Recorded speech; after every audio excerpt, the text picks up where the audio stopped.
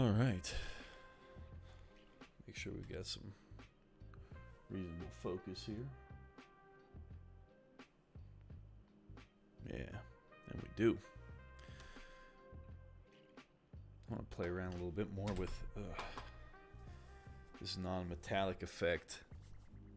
It's sort of at this point, I don't know if I want to say it's pride that's messing with me, but I will get this correct. And I can see nothing else in my day until I do. To do this, I'm going to get a white and a black, and we're going to mix a gray. And I'm also going to get some blue for the mixture as well. I'm not sure which blue as of yet. To be completely honest with you, I'm not even completely settled on which white, but that's where we're going to start out today.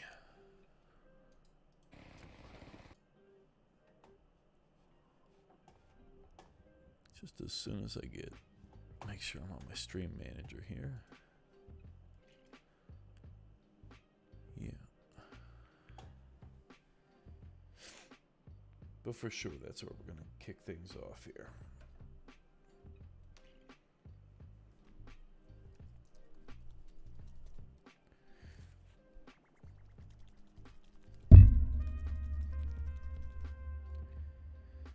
This white is very settled, so you know what we do in that position.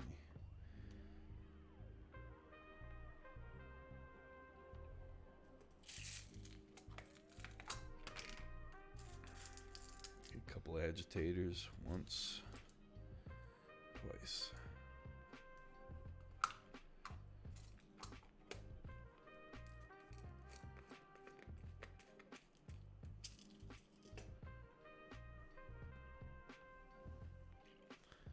Make sure I don't get paint just everywhere here. These are just hematite beads. I don't know why they don't get talked about more in the community, to be honest. They're really good. I think it's because they're, not sexy as like a steel bearing or something like that. Ty Grainer, good morning. How are you today?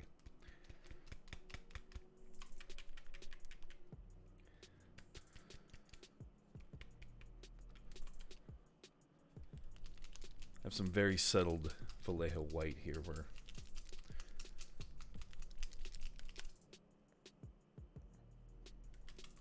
I was dogging on Nerd 404 for having such an extravagant paint mixer,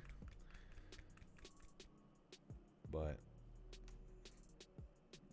I could really go for one right about now. Hope you had a good week. I know it's been less than a day since we've chatted, but a lot can happen in 23 hours, you know?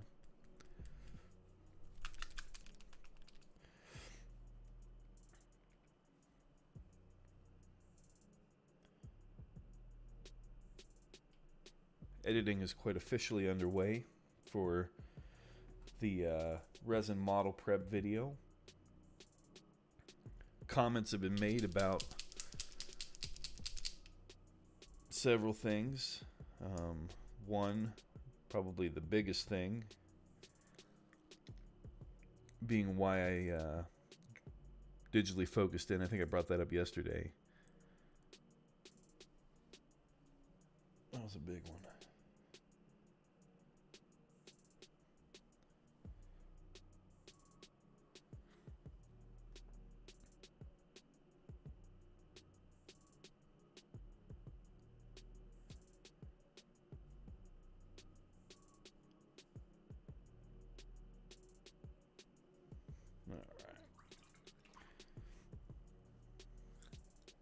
And since I have such a fresh size 2 brush, we're going to start out with it.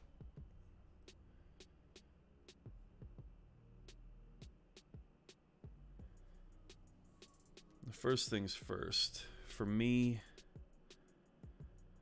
I'm going to start by blacking the brush out again.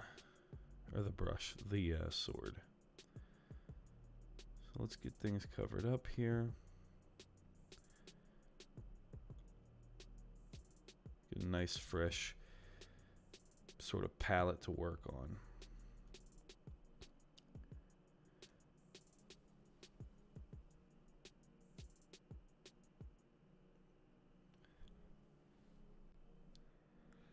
I'm hopeful that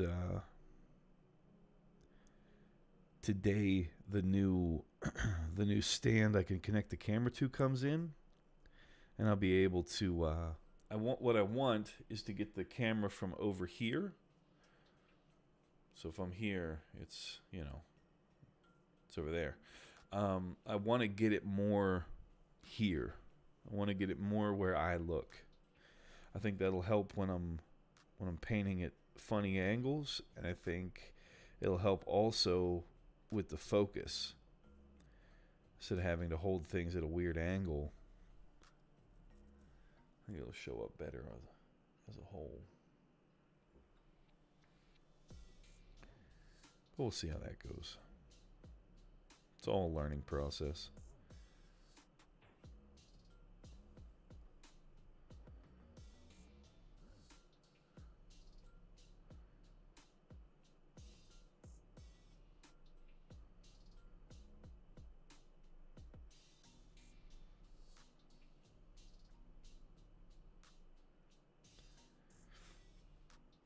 Check this other side. We're going to bring in a little bit, one more coat. I think it's not necessarily advising the too thin coats rule here, but it's very rare that you want to do everything in one pass. Now, I, for one, advocate for painting with thicker paint. I like to use thick paint, but be in a position to paint it thinly for what little bit of sense that might make. But I tend to just use the moisture in my brush, plus what the wet palette provides to have my paint at a good consistency. The other day I was trying to quantify that in numbers, and you know, it's all made up. Like, we don't actually know what percentage is what. But at a guess, I'm thinking that the wet palette adds between 10 and 20% just by having it mixed up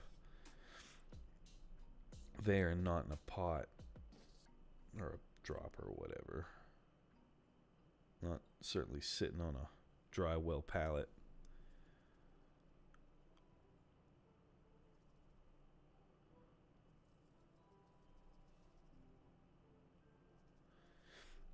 Alright, and so what I want to do when I get into this is I'm thinking, let's just take a wet brush here. I think we'll do the shine at the top for sure. I'm going to take and mix up a glaze of this black. I think in doing this, we'll have a nice wet bed to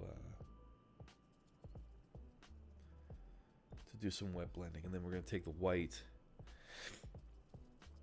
and we'll actually start to add in these highlights, but in a, I don't know if it's an organic way or what you might call it, but let's see here. Add a very little dilution of this white. And here across this top portion, add a little more wet than I expected it to be. More paint on the brush than I thought it was.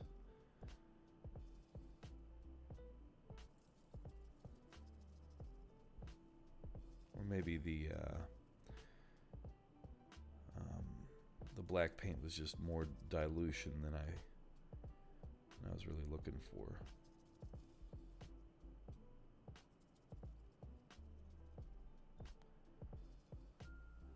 Perhaps that was the case. All right, let's see here. If I come back, use a little bit of this black paint to blend it, maybe that'll work.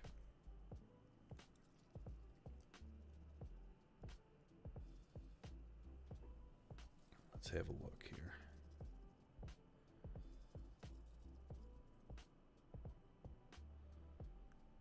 No, that seems to just want to run and run and run. One of those procedures, it's just gonna give me fits, I think. It has so far. Get that cleaned up a wee bit. Get this fuzzy off there for sure.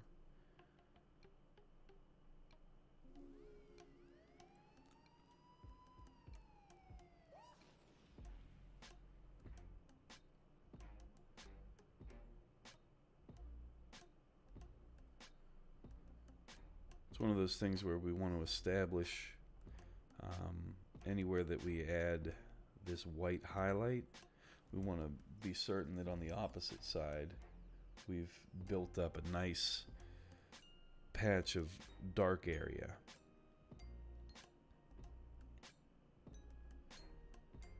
So if we're light on this left side, we want to be dark on the right side, and then right beside that we invert it. We go bright on the bottom and we go bright on the top. And while these are still wet,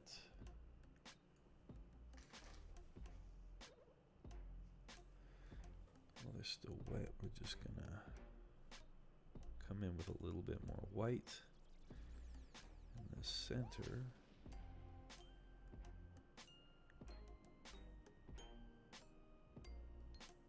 Or towards where that highlight would be. I think in this way I'll be able to keep, I don't know,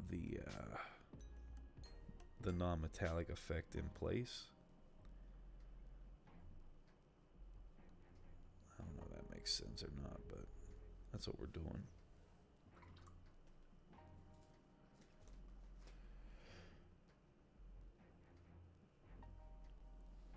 Here we are on the inverse again. Coming back in with just a little bit of black paint to clean that up.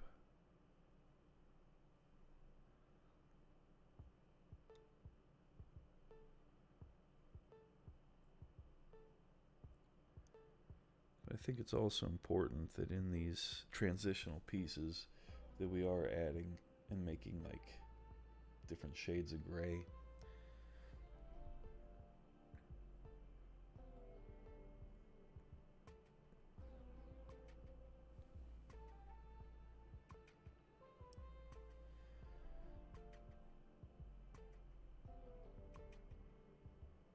Sort of exactly what we have going on here.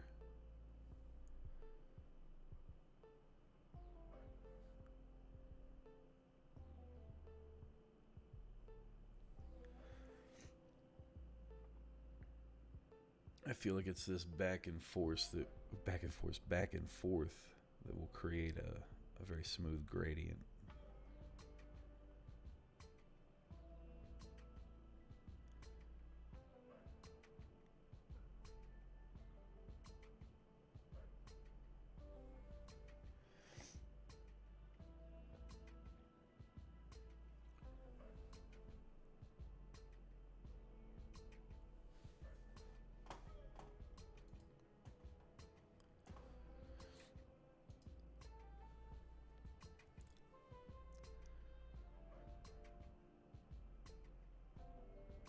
I think that might be the move, making sure that I'm pulling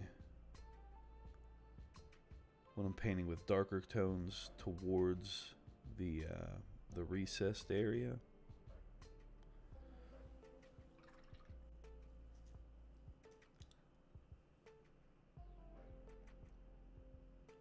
And the opposite would be true of the highlighted areas.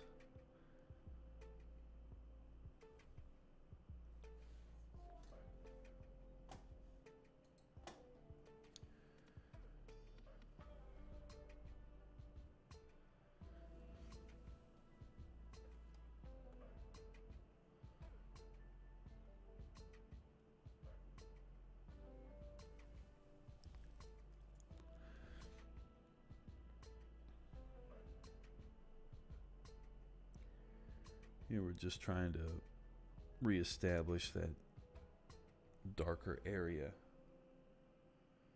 in contrast to that nice bright highlight we have on the other side. Just sinking things further into like the black, so to speak. The same thing over here.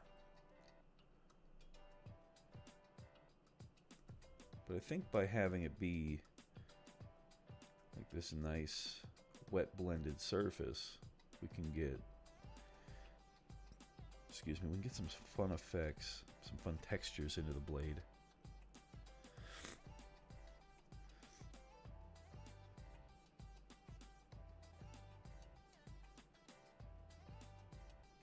I think that's been some of my bigger issues going into this project. I think here we're finally going to be able to establish those final highlights and then fix it. I've just been struggling so much with unifying the effect. Like,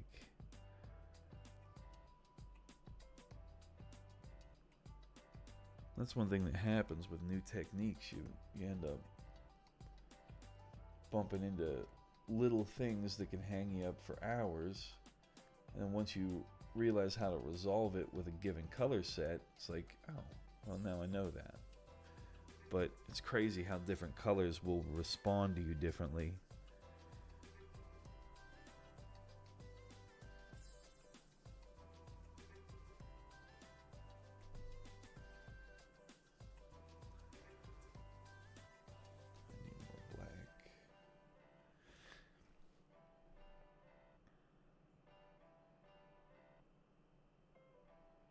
Just create some gray in there. Maybe even a little bit more. I'm thinking just a bit more.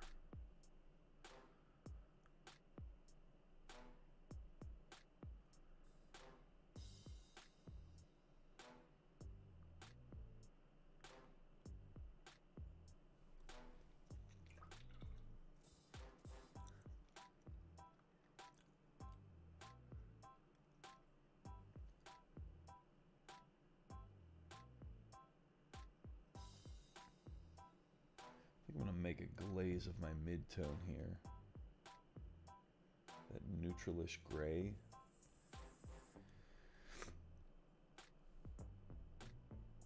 That might be a bit strong.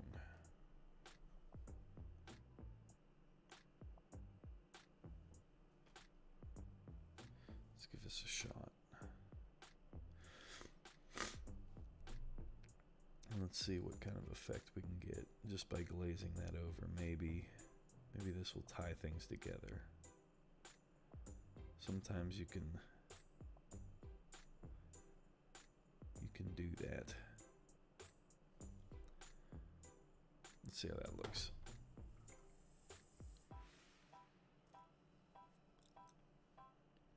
Give that a second to dry.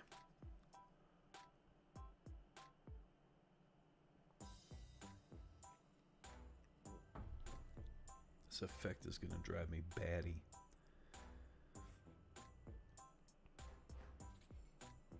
I'm pretty happy with how this, the bronze and the verdigris came out on the skulls. I think that's a nice effect. A little something to it.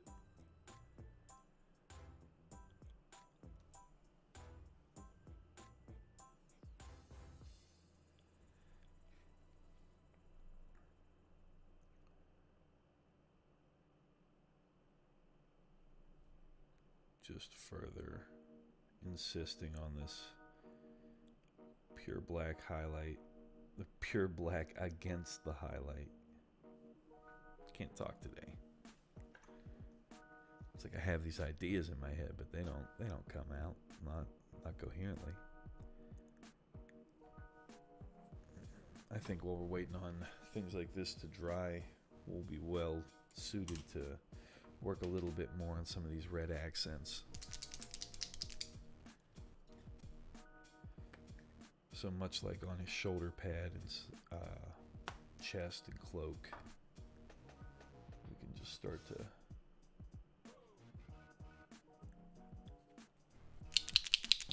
this thing's about to dry entirely out on me, I can tell you that.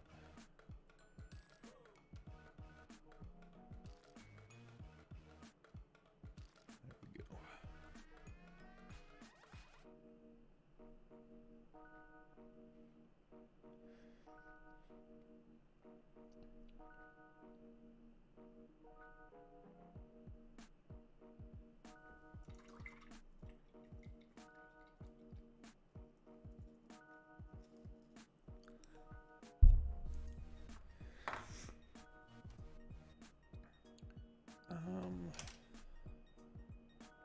I didn't grab a highlight, did I? Where's the sunny skin tone? Have we hidden it? Has it run off? What's up with that?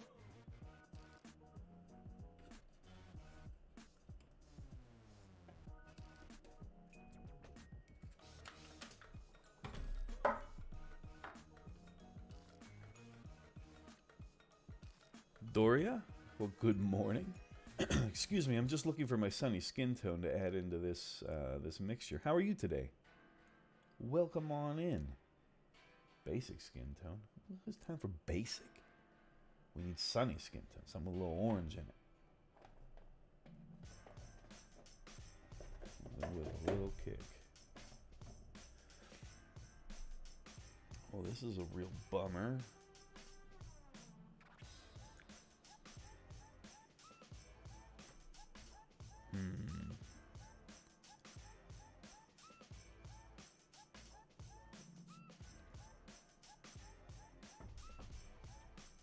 All right, we'll settle on something else. Plenty of colors at work.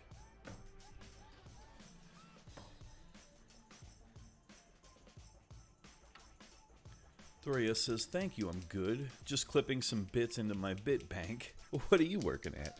Well, today we're working on different aspects of a couple of models. Bear with my allergies. My nose does not want to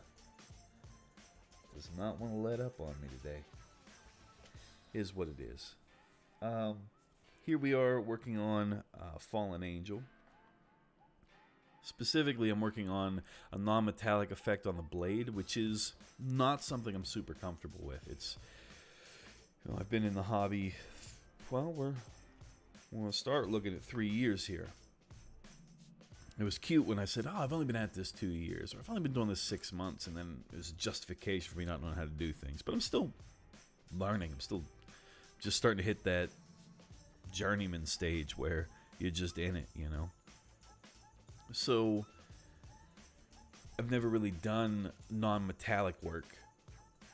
So this year I've started challenging myself. Like, okay, let's dive into things that are uncomfortable. In the background here you can see, don't mind Drycha, there she falling.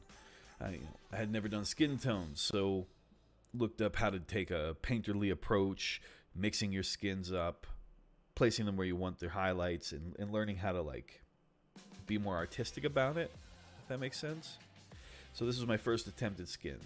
Let's do things that are scary, kind of thing.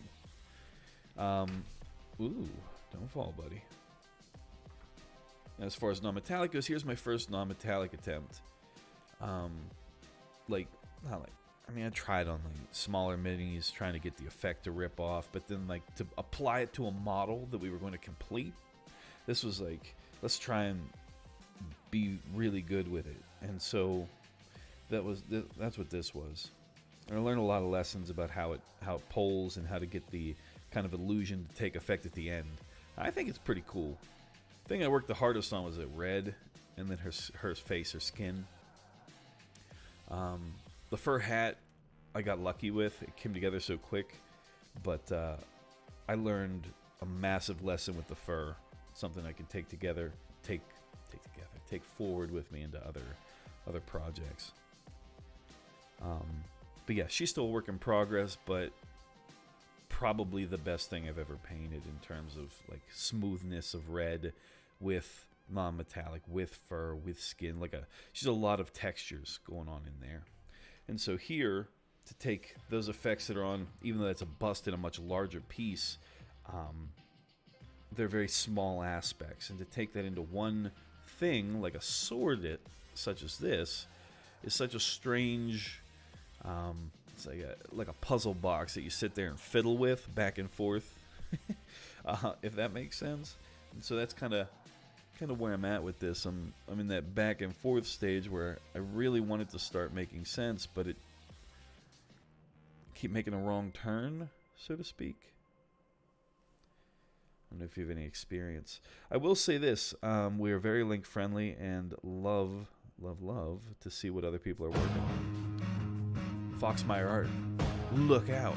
Foxmeyer coming in with a big old party of 7. Blood Angel Cal's his charge. You better watch yourself, Callum. Coming in here charging. Generic Fox Raid message. We fighting? Is that what's happening? If anybody in here's got emotes to defend. Fear. Good morning, everybody. Or good evening. I don't know what time we're dealing with from us, many of you, but for me it's 6 a.m. and we're trying to rip non-metallic effects, so be gentle with me.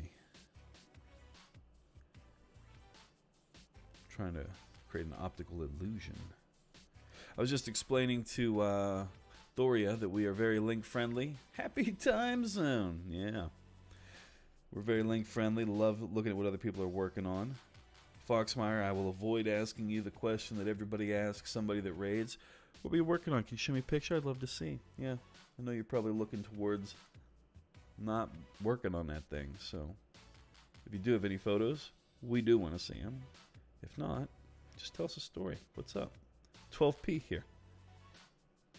12p. 12p Thursday or 12p Friday? I guess if it's your noon, right? What am I thinking? That's 12a. See, it's early. Can't, don't mind me.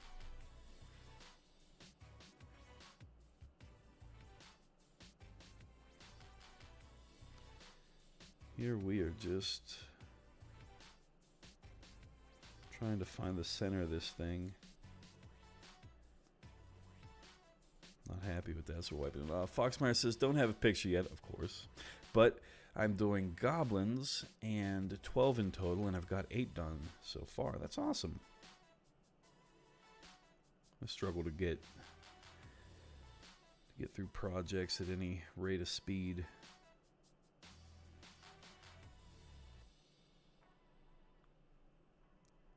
And I end up painting with my fingers, and then these don't look so smooth, but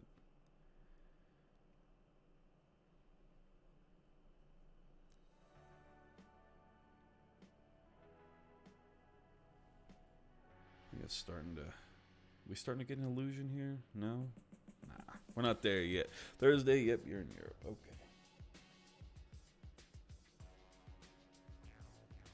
But it is 5/8, right? Like, it's Friday. You should be ahead of me. Sure it's not Friday? Blood Angel Callum says, I'm back. Hello. Well, hello. How are you? I'm supposed to go backwards into Europe. Spring forward. I think. Oh, look out, Foxmeyer. That was a gift. That's from me to you. You can have that. That's a free day.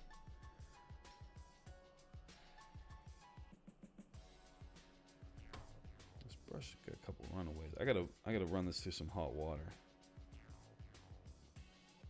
She's new.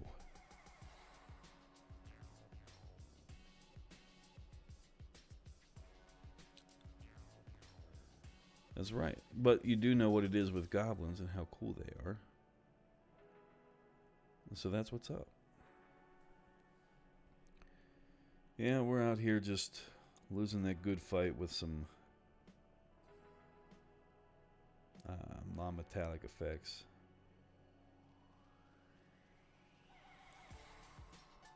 I'm bracing quite a bit of glazing here to try to keep things smooth, but I don't know.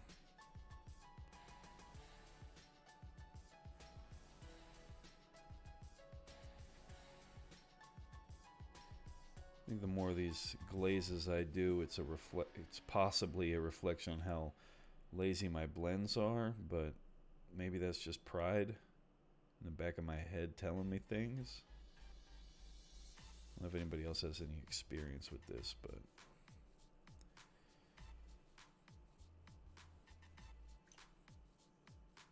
I'll let that kind of start settling. Ooh, smacking the mic with the coffee cup.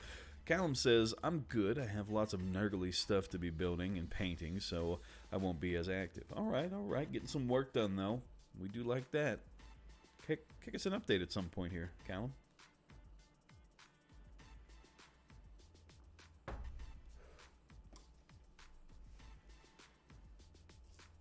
right.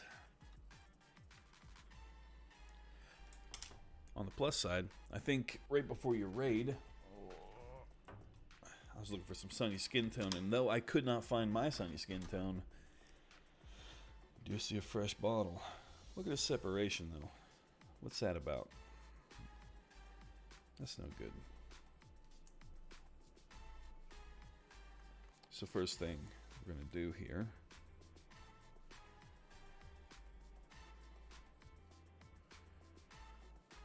let's try not to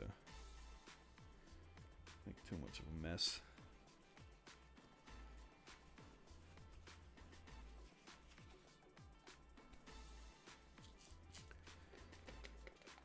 Does anybody else use agitators in their paint? If so, what do you use? I know there's a lot of options when it comes to paint shakers. There's like I don't know, there's like a Cold War or something, but there's definitely sides to it. Jets and Sharks style. Between glass beads and stainless steel. You want to stir some stuff. Go on to Facebook and ask that question. I was looking into paint agitators. Okay, I paint mostly with acrylics, and I was wondering, like, do I go glass or do I go stainless? And you will watch. They will just fight. They will fight. What we got here? We got Genuine Vision, true legend of the community. How are you today? If anybody in here is in my little stream and doesn't know about Genuine Vision, you want to right-click that name, find the follow button. You're going to learn all kinds of things about good paint, excellent personality.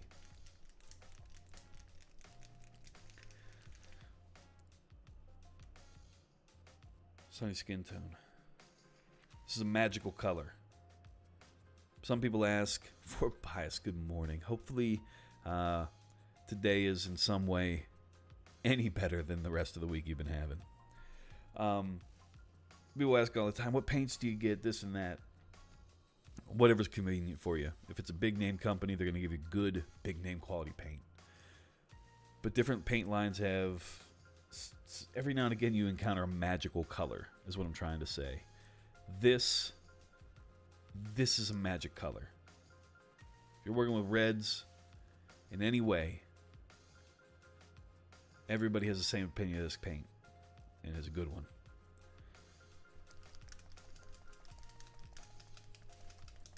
Look at that. Paint shaker. Good stuff.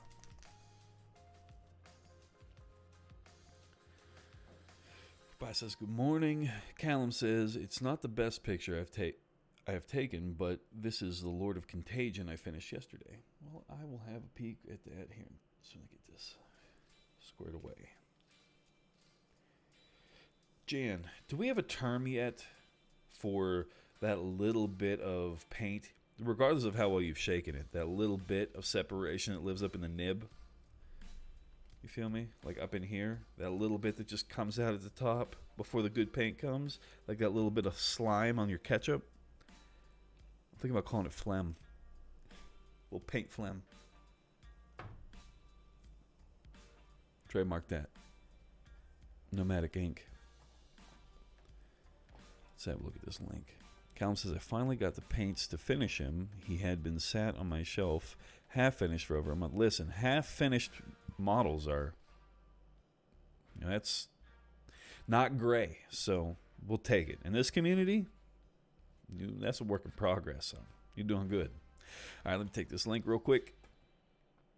Oh, yeah, you did. Decent weathering. Working on you know what I love about these models? Everyone talks about the blight and how, like, slimy and bloated they can be and all these creepy things, but I look at that model and I see metal, I see bone, I see cloth, I see arcane smoke, and I think, what a beautiful amount of texture. And to me, that's probably why they're so appealing to look at. It's a lot of contrast built into the sculpt. And then here, look at you. You've done the wrap, you've done weathering. You painted, looks to be, you got some verdigris in there. You painting some weathering on that. And I like that. I like when people take the time to do the different aspects. Forbias says, I call it P to paint. Foxmeyer votes for Snot. Let me catch up here. Forbias says, I'm coming out of it. Been a rough one, but squaring all the way. Yeah, you were saying yesterday wasn't great. Dragon Heart Roller says, good morning, brother. 2 mornings in a row. Some kind of streak. You are going for a streak. Working and lurking again, but I'm here. I feel it. I feel the support. And Foxmeyer says, here's my Goblin project. Look at this Gobo crew. I love this one on the left with the goggles and the bomb. And the Papa Shango in the back. That mask reminds me of like Crash Bandicoot. Something like that. You're slaying it with the eyes though. Like you got the goggles looking good on the ones that have them, but those facial expressions in the back row that have their eyes in, it's mint. All right. Let's continue to lose a fight here. Jan, do you have any non-metallic advice you'd pass on to a young chap in any way that I could possibly understand? Ty Grainer says those are looking great, people. Jan says they look awesome, Foxmeyer. They do, don't they?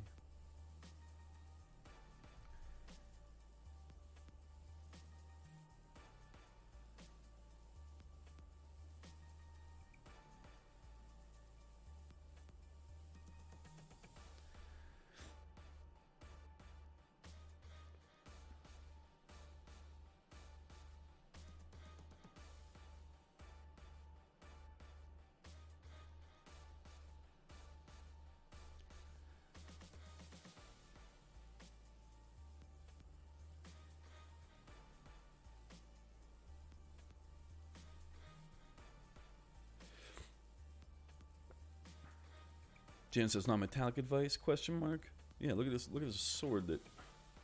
Look at Drycha. Trying to take a header on me here. What's that about? We gotta tell Ray sent me a suicidal model. Tobias says, "Hiya, Jan. How are you in the misses?" Dragon says, "Thumb equals painters eraser." Yeah, I do quite a bit with the finger taps. They save me. They also build texture. And to me, I think that's important. You know, there's this whole movement of being anti-smoothness. I gotta tell you something. Smoothness is an important thing. It very much is. However, it's not everything.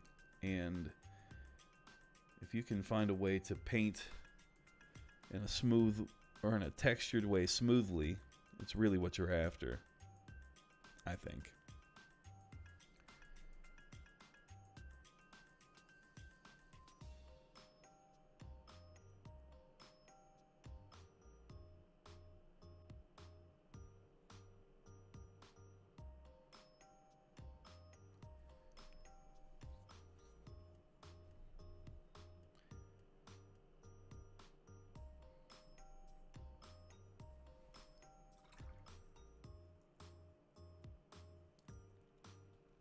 Gene advises to sketch then smooth. Don't try to do it from the start to finish linearly. Sketch your light reflexes first. Get those right and in place. Then work on the transitions back to the darker tones. How do you feel about my placements here, though? I mean, it's 3 placements, right? I think this, for sure, this top piece needs to be a longer pole. Perhaps this one has gone too far to the middle, or do I want to... I think I want to bring this one... Nah, I don't know.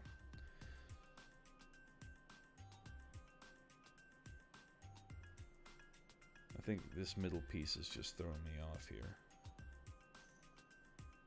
If we tone it back a bit, perhaps that'll help me see.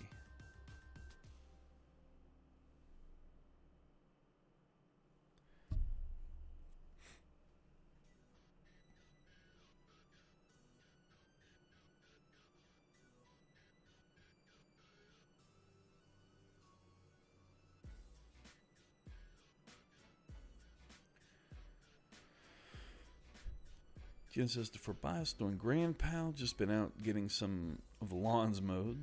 There you go.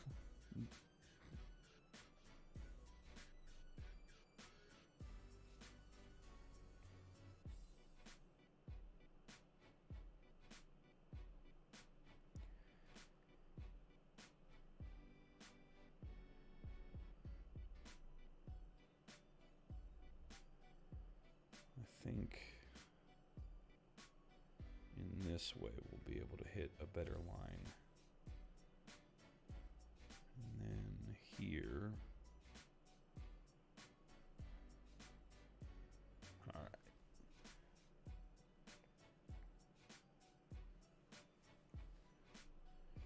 And the midway point would be actually here.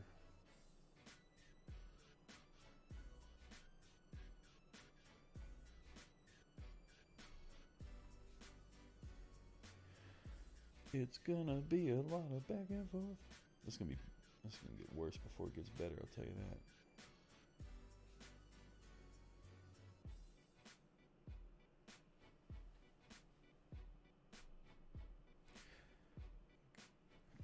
I think a little bit of just glazing this color back a bit will help too.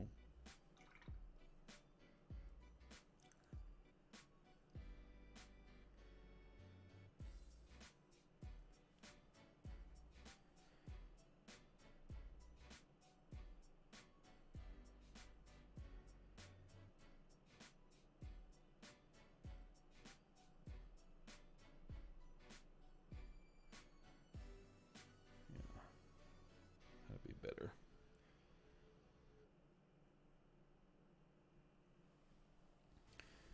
This is just be a lot of fumbling around, I think. If I convince myself that that is for sure my highlights and my shadows, we ought to be able, I would think, to work off of that. I don't know.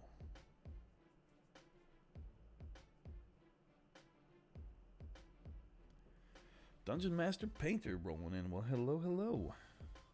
How are you doing today? If you've come to watch me struggle with a non-metallic effect, you've chosen a very good day. That's a little bit bright.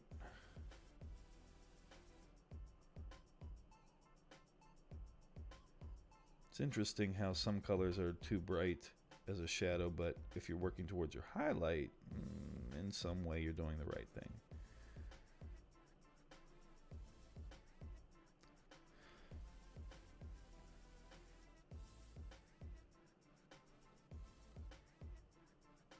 For Bias says, well, just got hooked up, so I am a captive audience for the next few hours. Well, we've made it this far. A for Bias.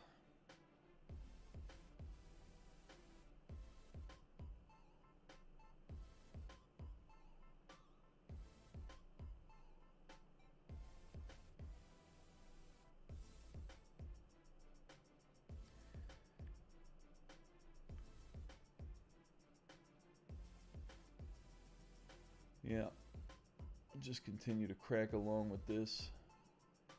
See how it goes. If anybody has any questions or anything to take my mind off of this torturous aspect of my painting, I am more than open to it. Let's talk about something else. For right now, I'm literally just tap sketching in these highlights and shadows with the intention to, at some point, smooth them out. Let me check this. Make sure we're in focus here. Fabius says, and I recently bought my first bust, so I'm excited about that. What bust did you pick up, Fabius? I've been looking at one from Luxumbria. Is that what they're called? The company that does all the Infinity fancy busts. I don't even have any Infinity models, but I really want to paint them. I just have no one to play with, and so I won't buy them. But I think I could convince myself to get a bust. Fabius says it's a dwarf. Did you get it like a 3D printed one, or did you get it from a specific company that I might have heard of? I like some of the stuff that Cyborg does for his dwarfs, but I don't love his customer service. He's been problematic for a couple people I know that have ordered from him. And this is way in advance of this COVID thing. This is just, I actually haven't ordered from him since I heard people were having troubles, but I do love those dwarves. Oh, I'm sorry, Dungeon Master, you're not for bias. What am I? I'm still asleep. That's on me. I recently bought my first bust. It's a dwarf, and for bias isn't the one saying this. That's on me. I can read that. My brain just doesn't comprehend. I'm painting a sword. I don't know. I'm like Ricky Bobby when he's in autograph mode. It's 3D printed. It's an Etsy shop. Well, that's cool.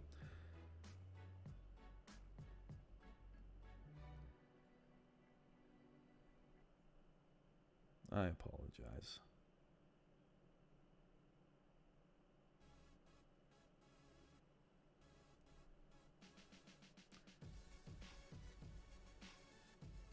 Just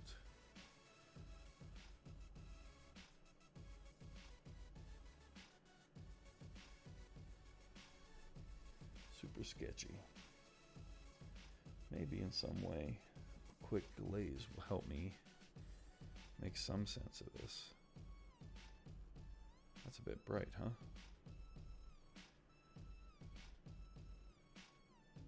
That's no mid-tone.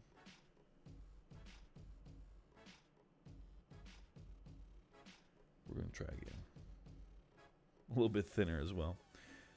So you got a sweet dwarven bust. Is he like... When they do those busts, they tend to be all flesh and beard, or like all helmet and sword or axe. You know, what style did you go with?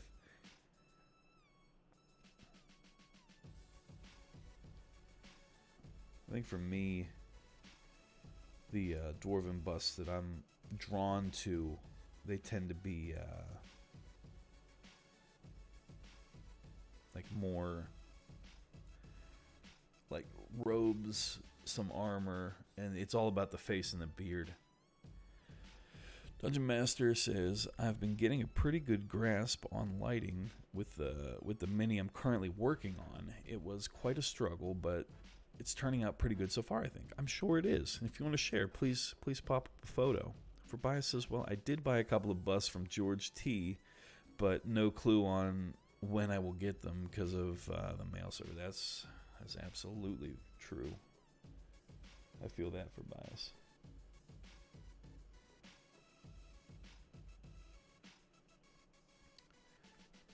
Dungeon Master says, a shirt and a fur jacket. That's cool, though.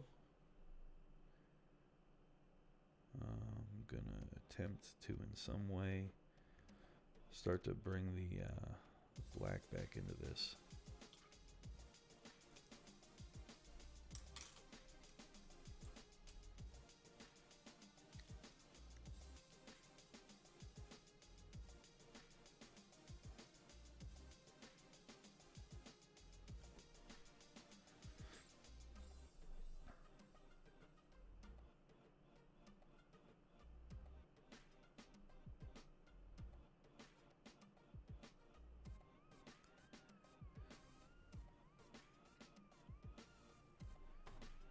Need some more black paint.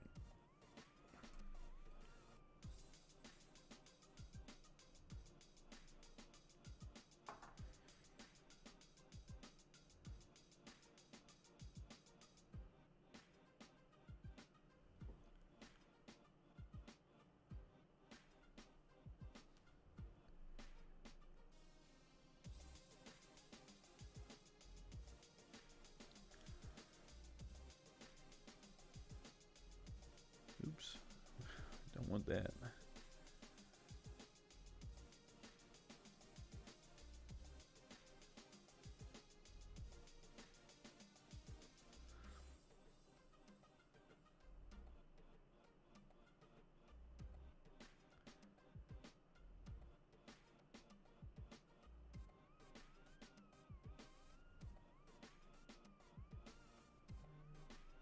I think this should just produce a simple non-metallic effect, and then I can layer some of this lightning over top of it, and that might look nice. But I don't know. Dungeon Master says, so more of the flesh and beard. I just sent a photo in works in progress. Oh, perfect. We'll have a look at that here shortly.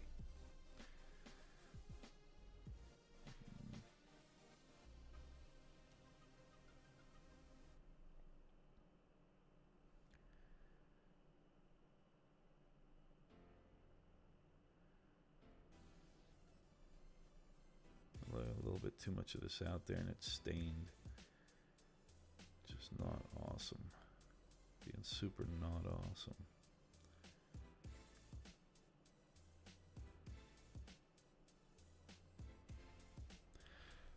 Dungeon Master also says that's been 3 nights worth of work so far. I've been taking a lot of time with it. I think it's important to take your time and learn the lessons as you go.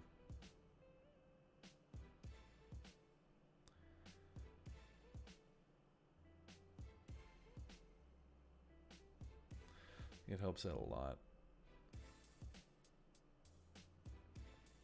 Alright. Starting to get to the point where we can add more and more of these highlight colors safely. So I'm going to get, don't trust that color, hang on. Let's make sure we're in a good place. Just going to try and tidy up some of this poor work I made here.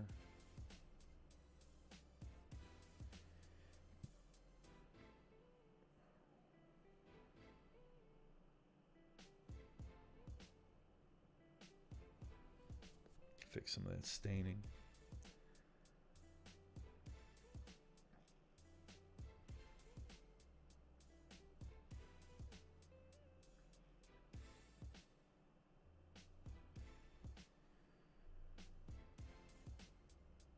Fixing transitions.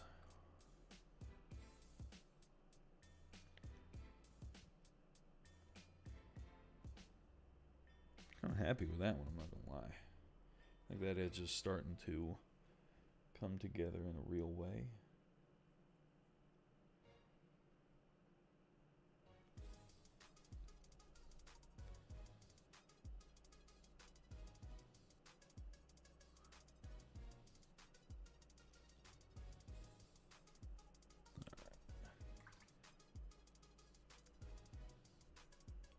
I just have to get comfortable working the colors the opposite direction. So we've been able to comfortably go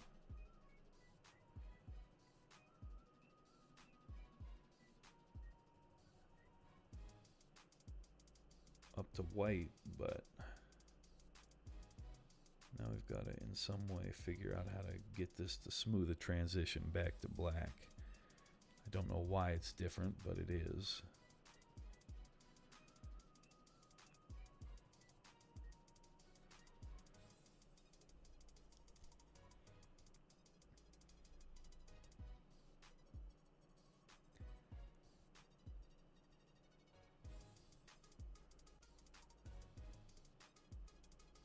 Said I want a little bit of dark there. Down here I don't think I can accomplish that effect on account of the power weapon coils where it's gonna spit out hot fire. But there's a nice glaze here to smooth that out.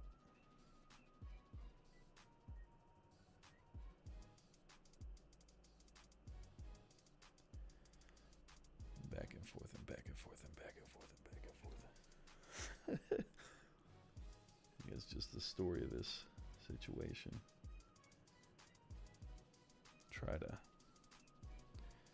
pocket just a bit of light right here without it being too bright. Let's see what happens. I have to tone it down, perhaps, but get my finger tap on.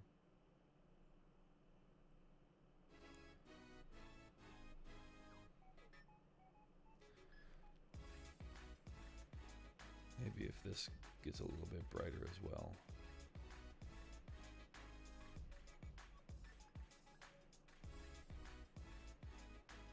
It's like a give and take.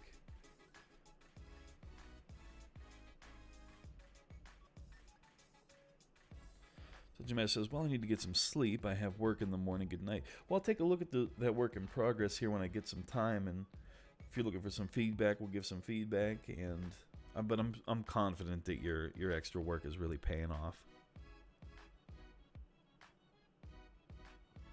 Plus, I find I tend to sink my teeth in more and do a better job on projects that I'm passionate about. And painting a dwarf would just be awesome.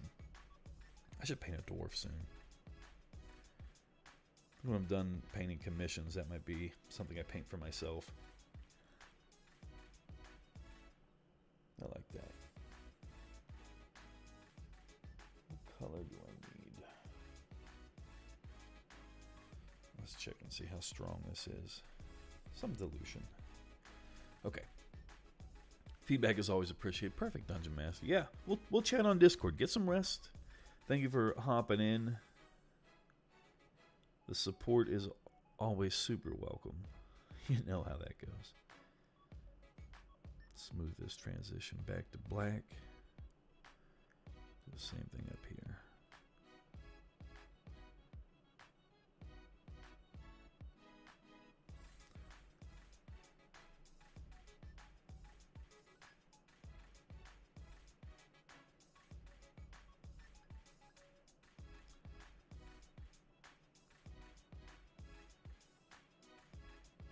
I'm gonna have to. Yeah, that's freaking awesome.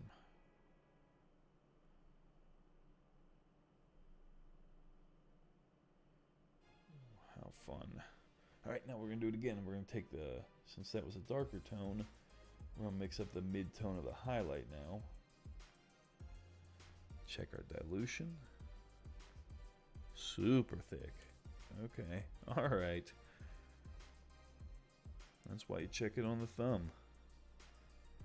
You're gonna have a bad time otherwise. Yeah, white's just super. The pigments are super dense and white. I think is what causes that. Hopefully we're still in that focal range.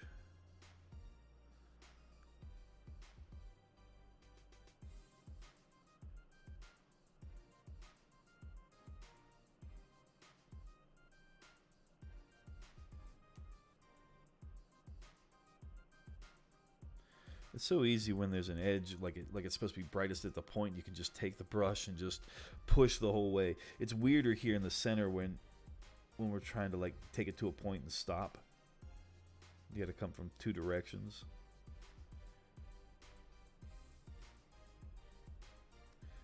It's got here's where we're gonna start, and then tap tap tap our way to the top, where we want to deposit the most of our paint.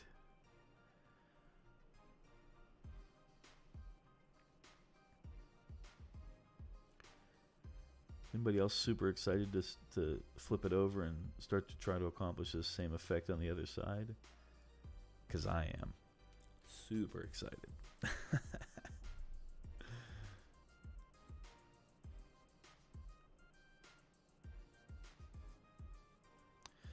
Pretty happy with this blend here at the top. I think possibly inverting could help me fix the one at the bottom. So let's try that. Help me get the brush down here into right up against where I painted that skull without in some way damaging it.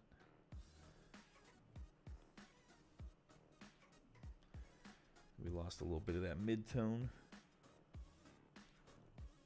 So I'm going to come back with our darker color. Again, as a glaze. Let's see if we can't bring some of that back.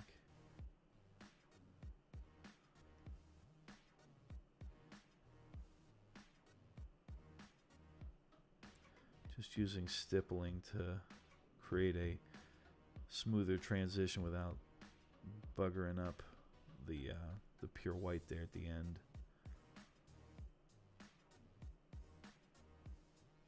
I think we need to go a little bit darker. Again, we're getting to a finishing point here, so I'm checking dilution always on my thumb. And some more black.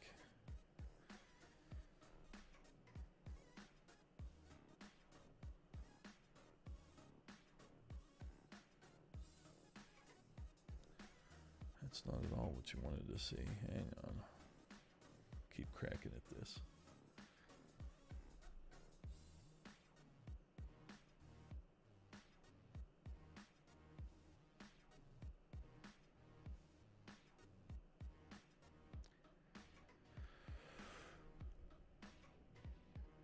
More and more black. I don't know. I think the contrast is so much of this, and I think if we lose that, which I appear to have done.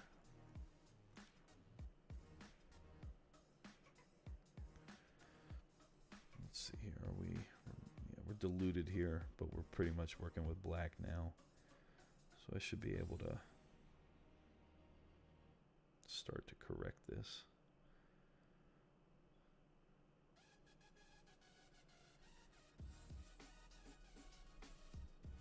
Weird to hold model like that.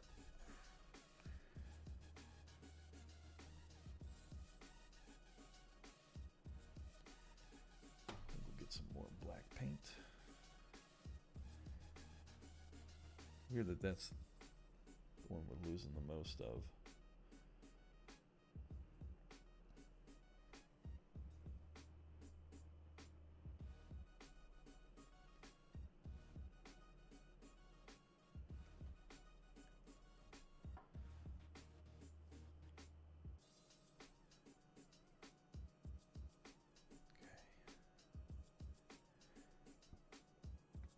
Quite a bit stronger.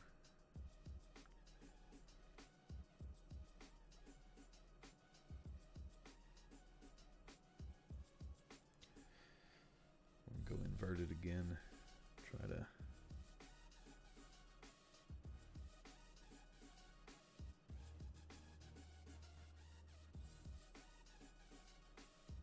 yeah, that's not bad.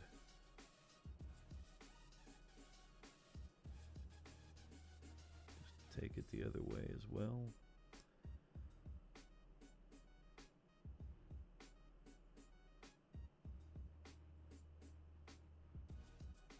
I feel like maybe a little bit of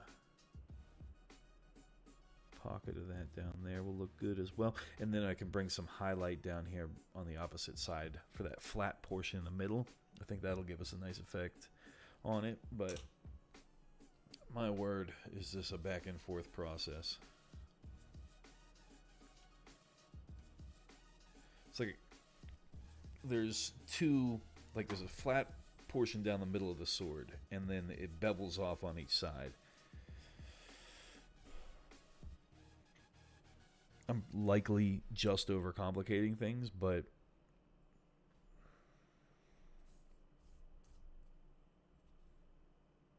non-metallics scare me.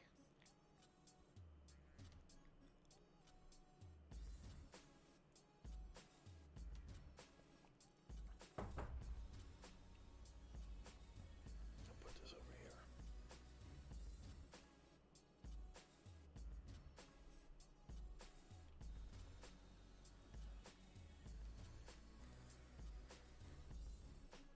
So a lot of people would use a hairdryer. I think a hairdryer is a very useful tool. However, I also feel like sometimes I need to take a second and get some coffee in me.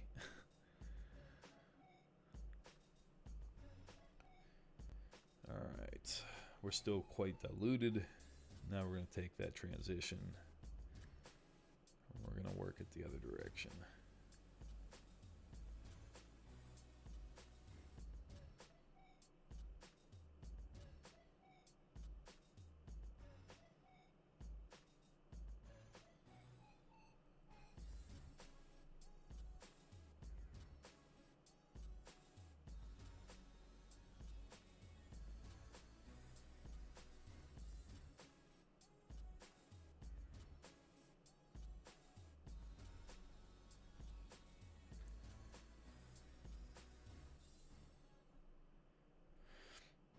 I think this works mostly because it's clear and you're depositing the paint at the brighter points, but you're also not because your paint's a little bit thin, you're not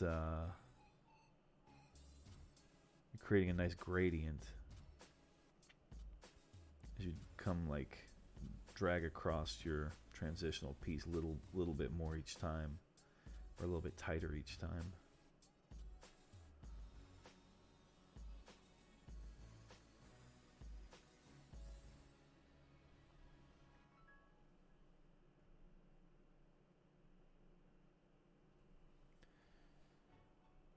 So I think that's the majority of the back and forth.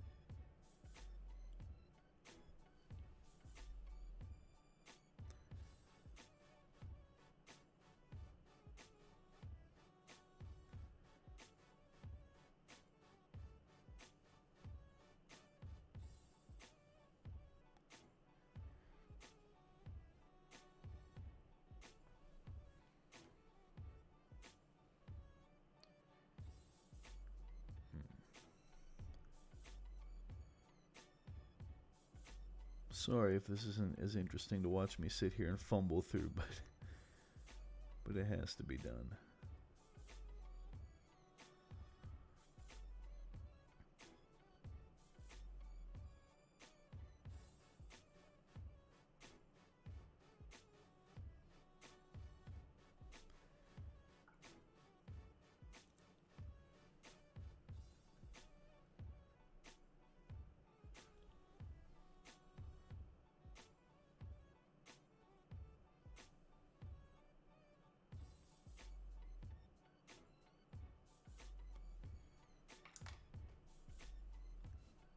We're just gonna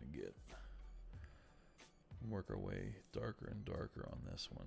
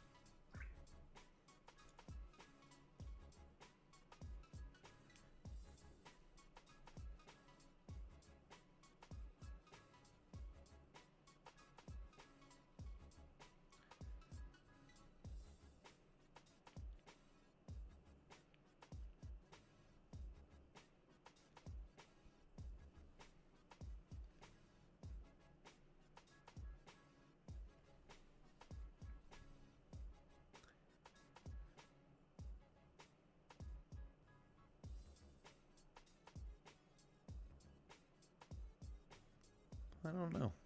I don't know why I can't reach a point where I'm happy with this lower blade.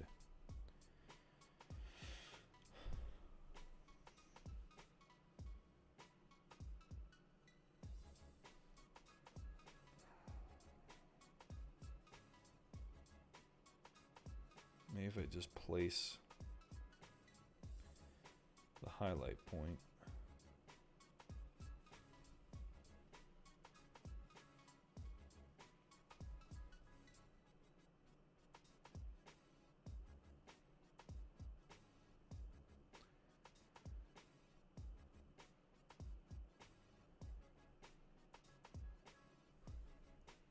We can then start working our way out.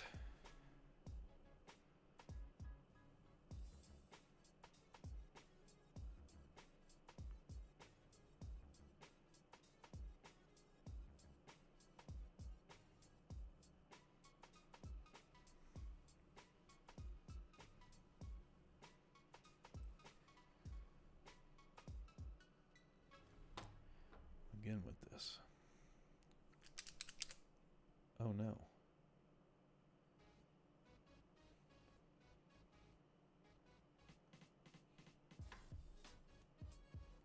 Well, we did spill some paint, but luckily I don't think I got it on anything other than me. Perhaps my shirt even survived.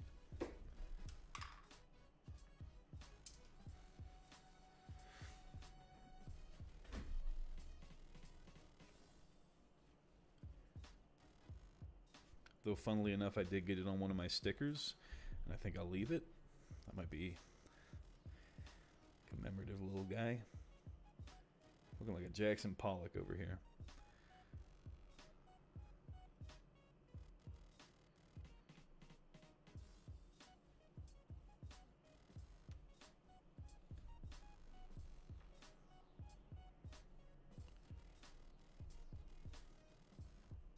That's funny. Clean up where I smeared it with my finger just a bit. Check that out. We'll let that dry. That's what's up. No good tragedy goes to waste over here. That's what's up. Okay, so I think what we've learned is that I can just scoop this off the top here. Plenty. How terrible.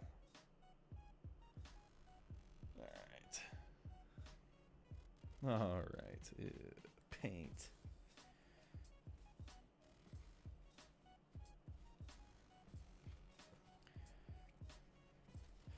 I touched the model, so I'm just making sure that I don't have any lingering paint here before we get into it. Because if I do, it's gonna get on things, you know? Try to be careful. Though I should have probably thought about that before I shook up a half-sealed paint pot.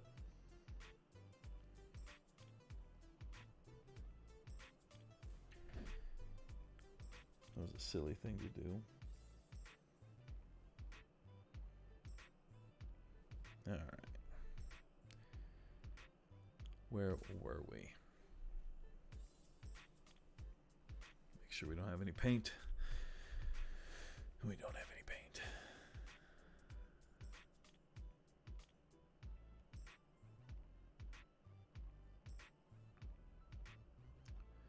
Just sort of insisting on this black here in the middle between these gray transitions. Quite a bit thicker than we had been, but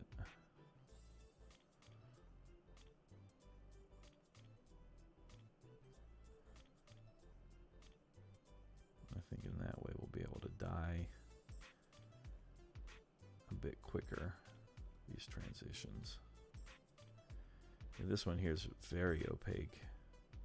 This line is gonna keep you up at night. What is this?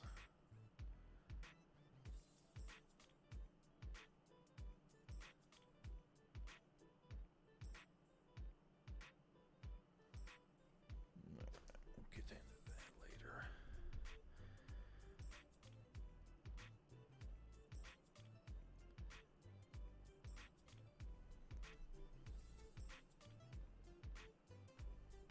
Right now, let's again make sure we're in focus here. We're just trying to establish a non-metallic effect on a sword, and it is driving me freaking bonkers. So that's where the fade,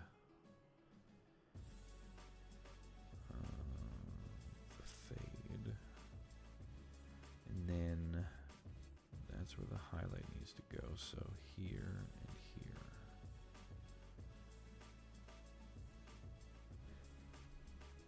We're gonna try.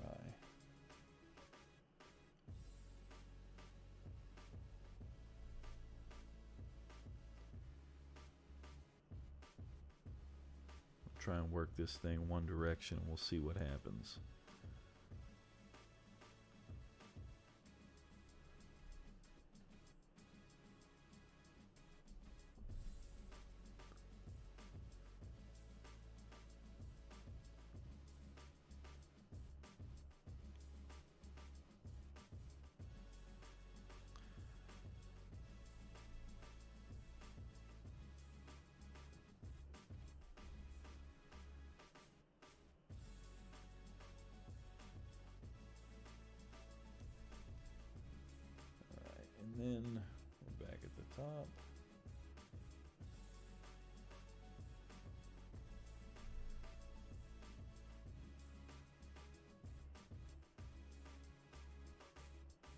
Itty bitty brush strokes. It actually might be quite a bit too bright, so try to tone that back. Not much, bro. Not much dollar, huh? White paint is so powerful.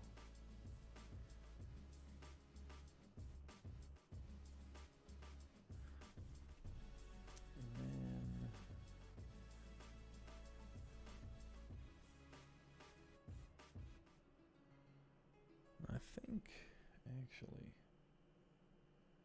maybe that's actually what it is. This bottom shine needs to be so much bigger.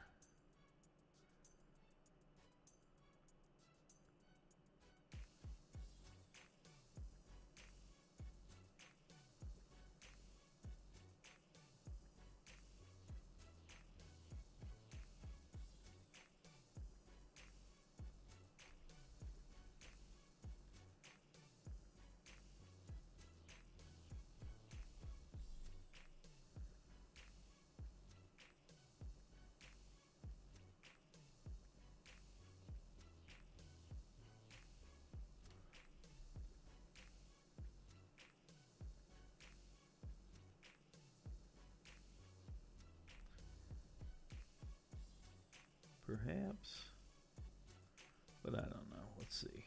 See what we can establish here. Oh, that's another thing. We got to keep the kind of brush strokes in the right direction here.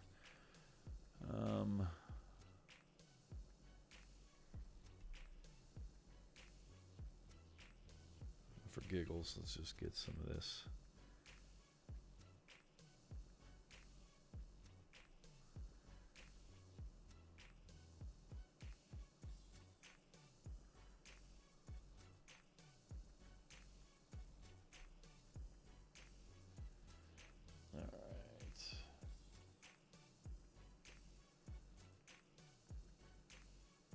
I think that makes a fine mid-tone. Let's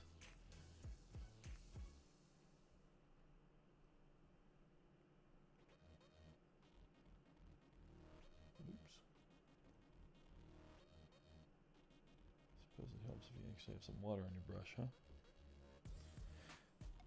Let's see where we're at here. No pigment.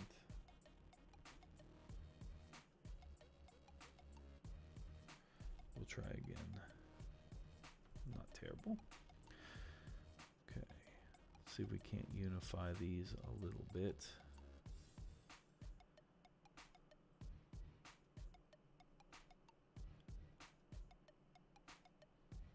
Smooth these transitions.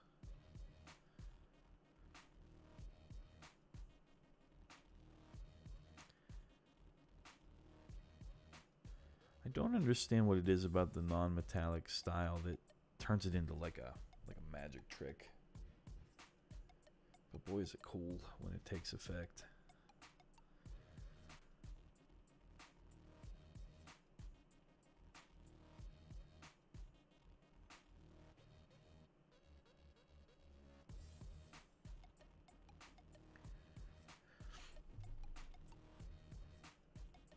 Try some more here.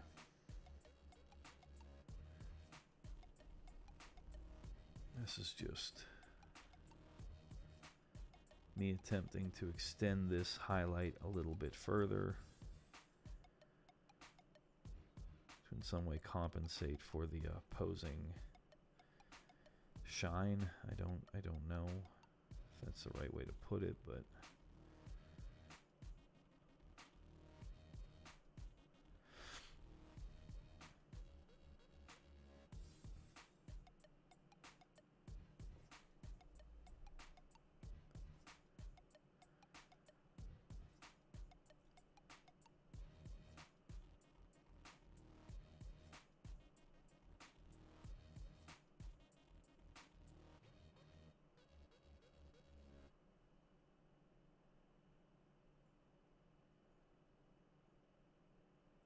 sort of in the same way. there. We're gonna have to fix the music here real quick. Give us a second.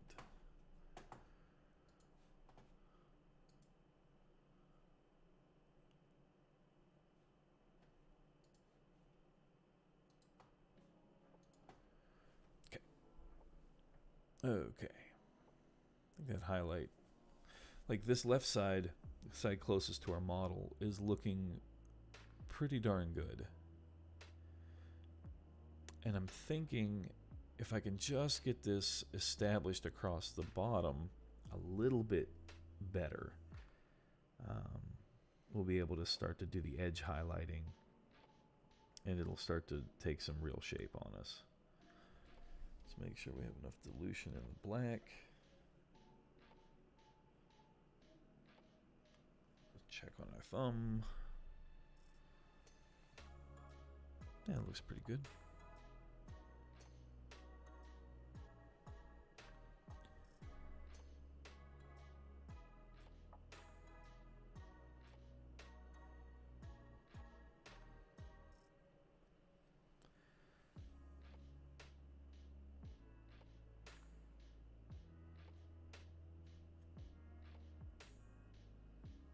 Such a cool way to smooth things out. The problem for me in general with a technique like this is being comfortable enough, or knowledgeable for that matter enough, to know where to start laying things in.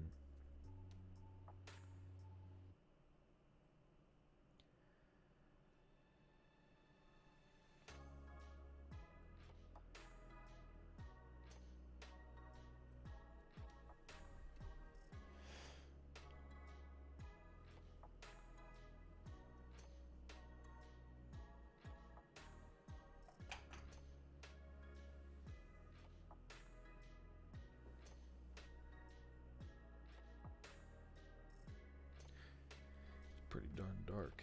Okay. Here, I think we're going to start to get some magic to happen.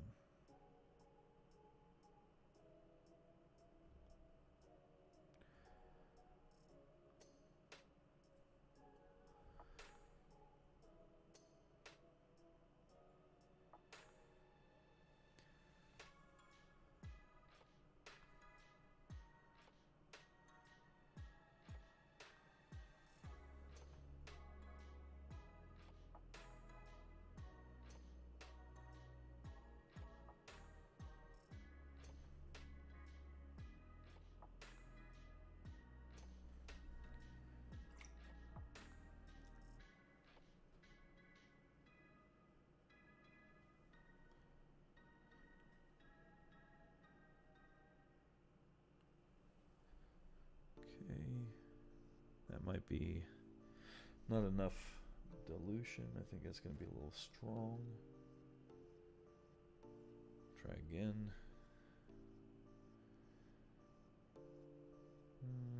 Just a little bit better, but let's see what we can accomplish with that. The benefit of having thicker paint is that you have greater control over it, so you can be a lot more technical. But when you dilute it, you get these nice feathered transitions as they dry. So it's like a delicate balance between, can I sacrifice an amount of control, whatever that amount might be,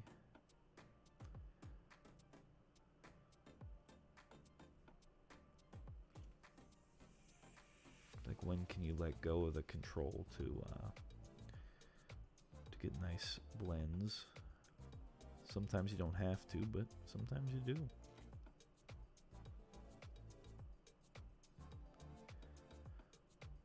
I know that's complicated, but it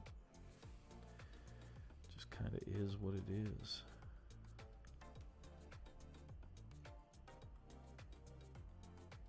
I think we've done the thing.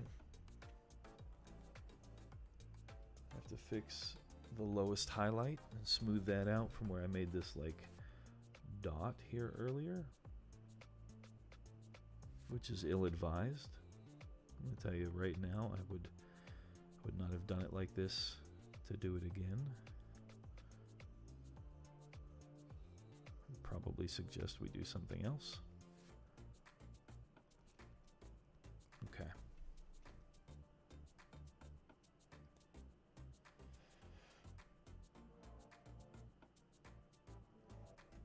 Let's see if we can make some black magic happen here.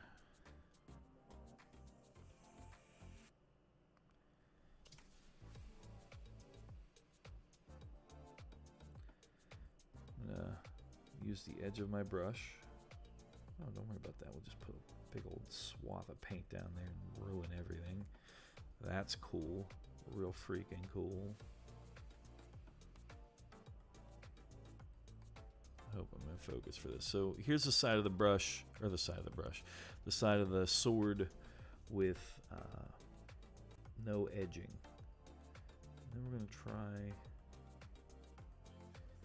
to very lightly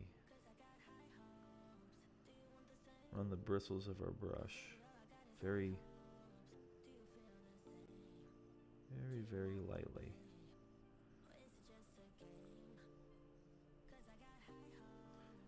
There's just too much paint in here. Hang on. Get a little bit less paint. That's one thing I will say for control's sake. Just wipe some of the paint off your brush. Not like you're dry brushing, but just be in control.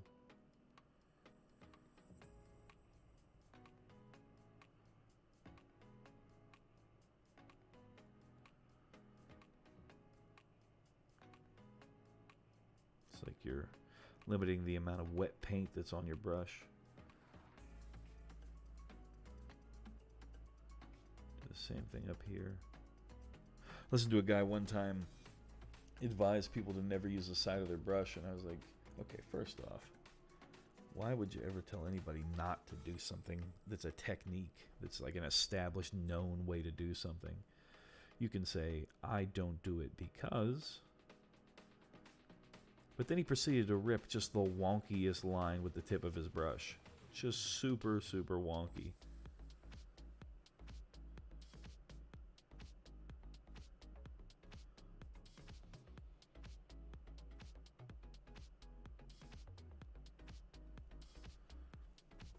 Okay, now we got that edge done. And now we gotta find these interior lines on the sword. Which is right here, and then this is very delicate work here. The sculpt is good so far, so that's helpful.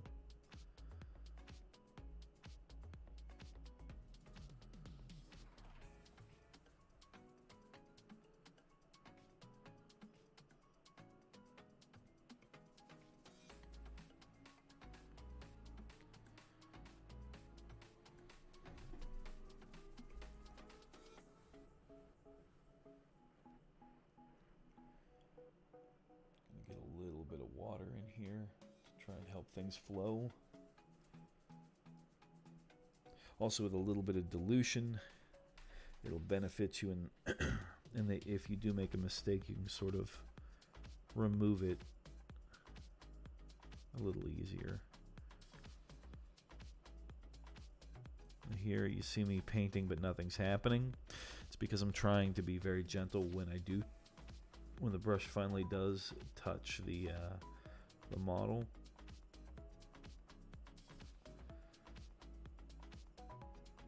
Trying to make sure we're lined up and right where we want to be.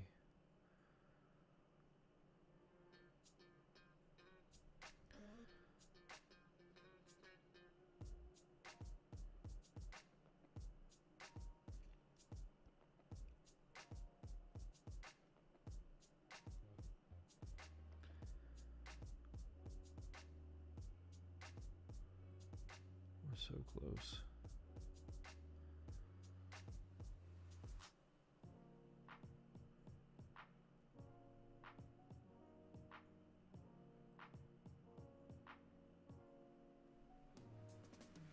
So sorry for not being super chatty while I do this. It's just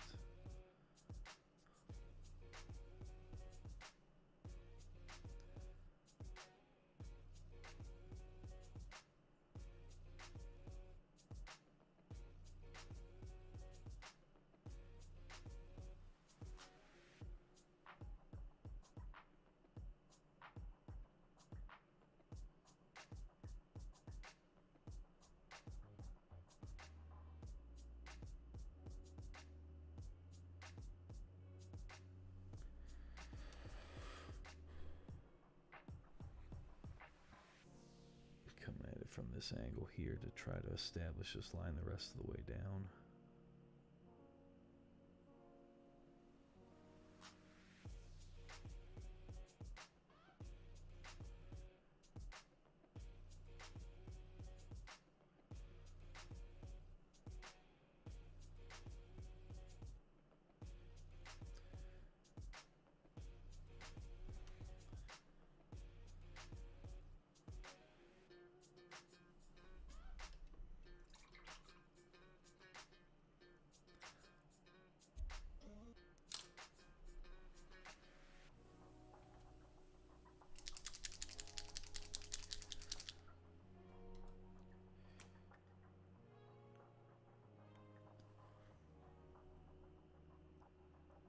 Just because I've got this dark blackish blue all throughout the model, I'm going to add just a touch of that into this as like a very, very light glaze over the whole sword.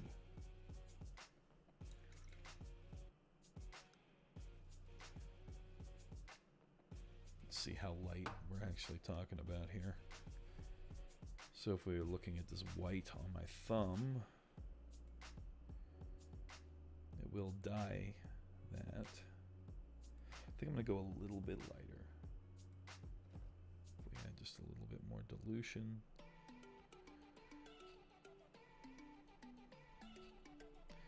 Let's try over here. I think that's in some ways better. All right, so let's start.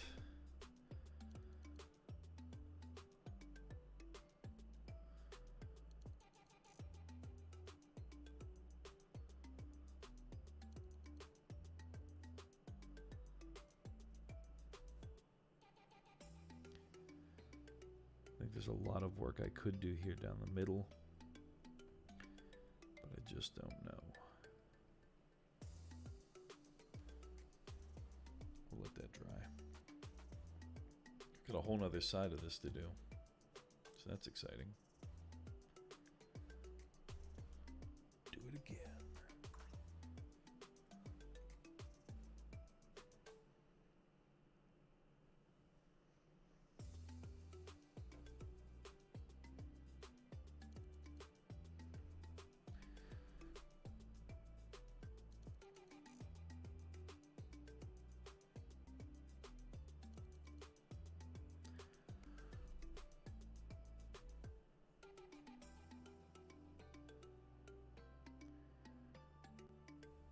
Way too diluted.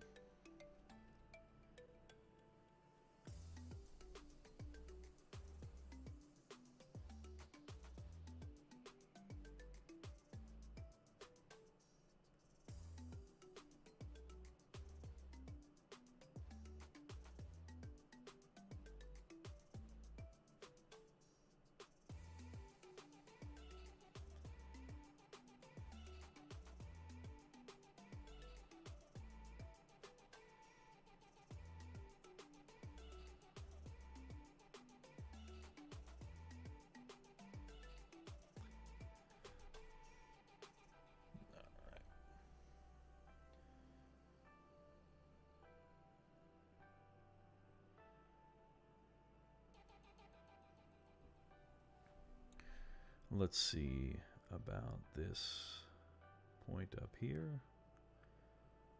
We'll just lay that down. Then we'll lay this one down. And then we'll do this back piece.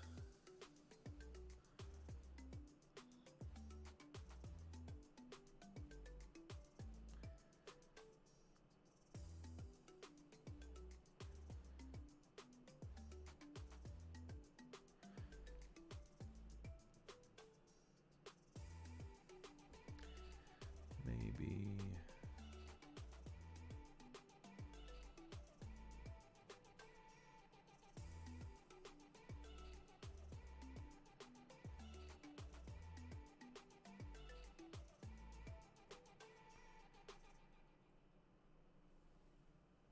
a little bit more white each time.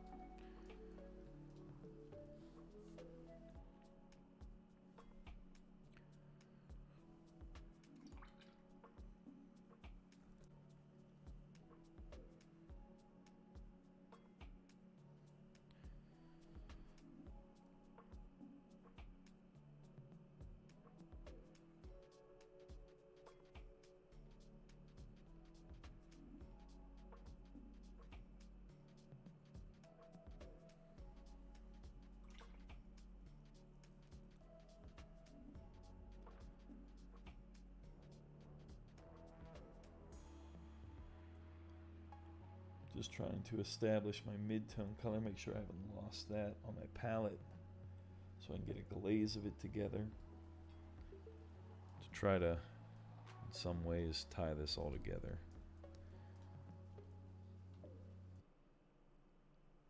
Oh hey, some wet paint. Wet paint arrives.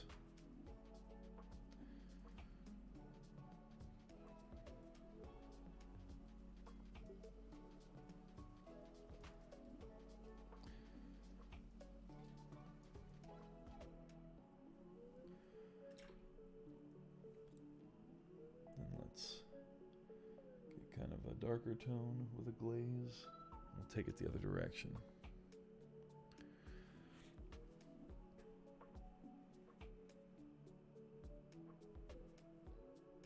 I think that's too thin for right now. I think it's got to be... It's going to compete with all this roughness. It's going to have to be a thicker transition.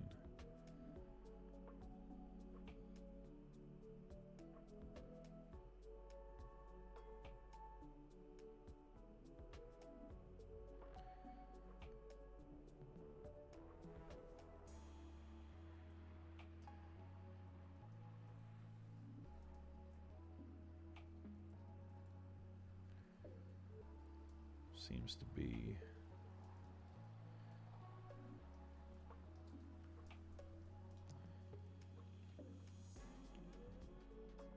better.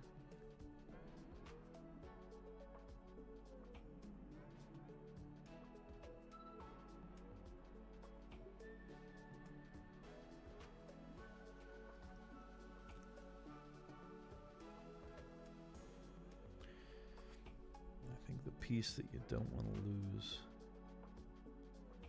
is actually having the black present.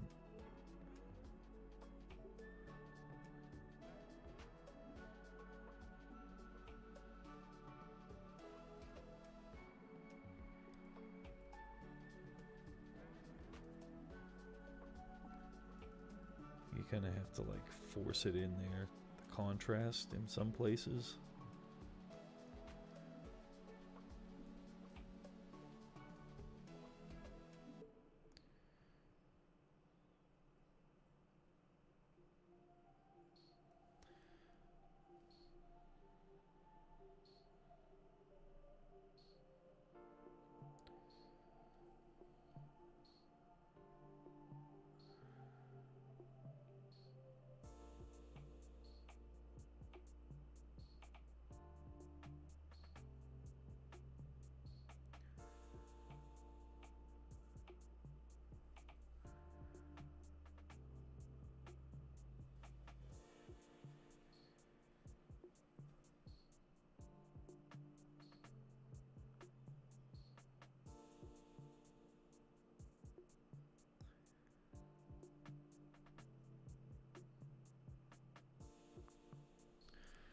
I think I can just tap this in here and create a little bit of a transition for me as well.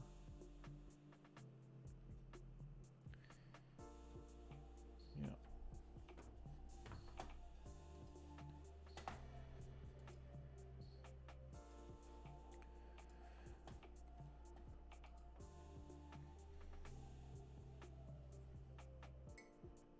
Man, this morning is flying by. I'll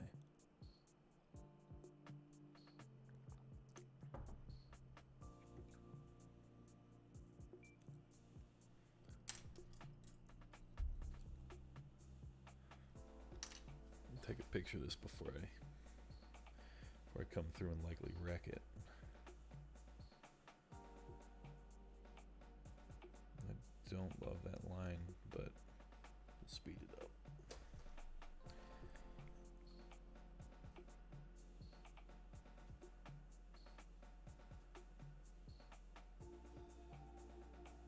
Bone Shooter 87, good morning. Been lurking a bit while I log in at work and clean up emails from the night.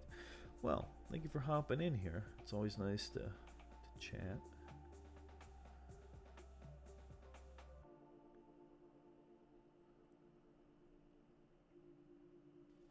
I know how those morning email sessions can go.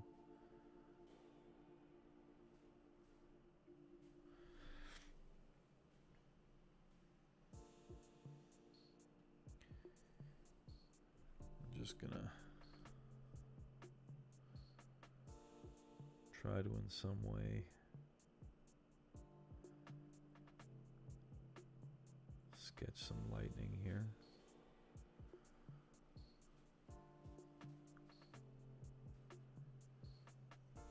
But my freehand is another kind of thing.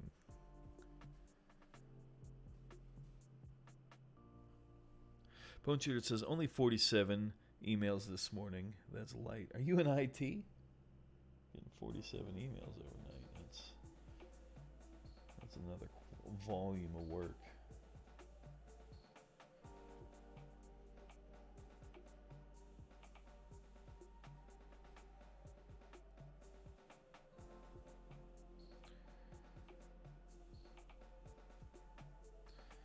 Healthcare IT. On that HIPAA grind. All right.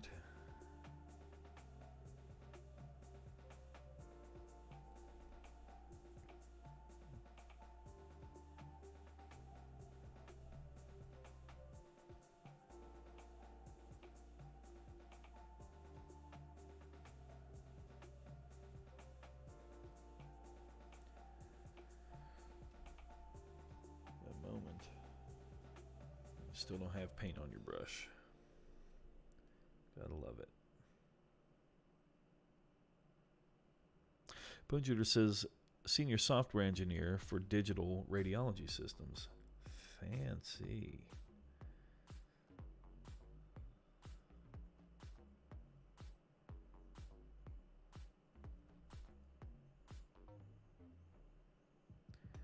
So do you code? If you're doing software engineering, I feel like you have to have a language of preference.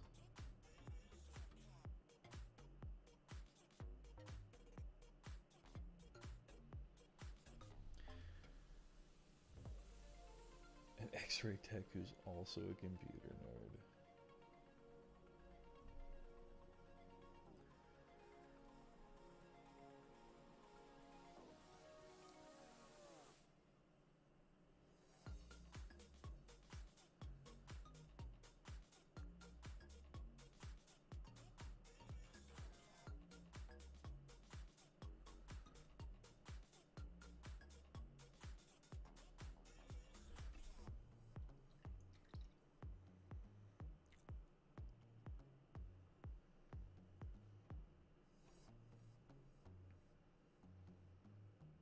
Don't know why this keeps drying out on me.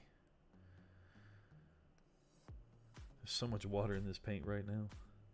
I'm nervous I'm gonna lose the control of it.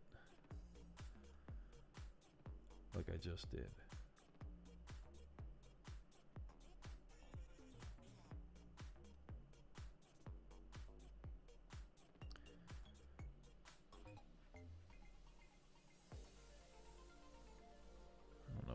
This. Bone Shooter says, no real coding, just support all the back-end server storage, etc. A little database administration, or I am somewhat of a nerd myself. 1.5 petabytes of image data. Now, is that the whole RAID array, or...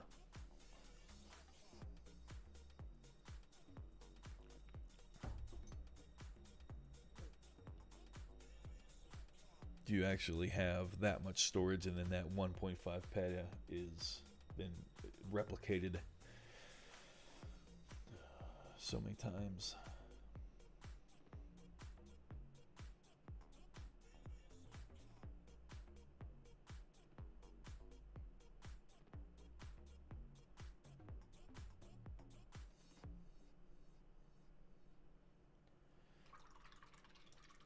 That's just for a single copy. There it is. Yeah. Adds a little more gravity to the situation, huh?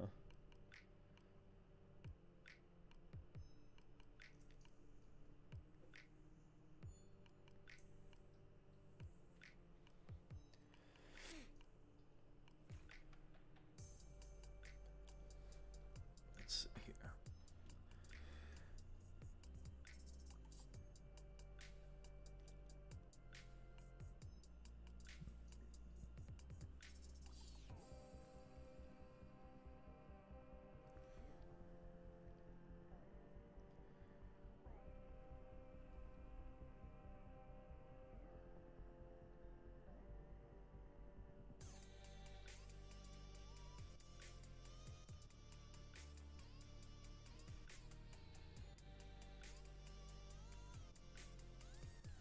in the process of moving everything to the cloud.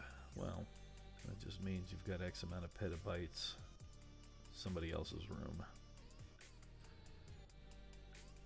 You know that. I'm not telling you. People get excited. Cloud infrastructure is an interesting thing to get into from a DevOps perspective.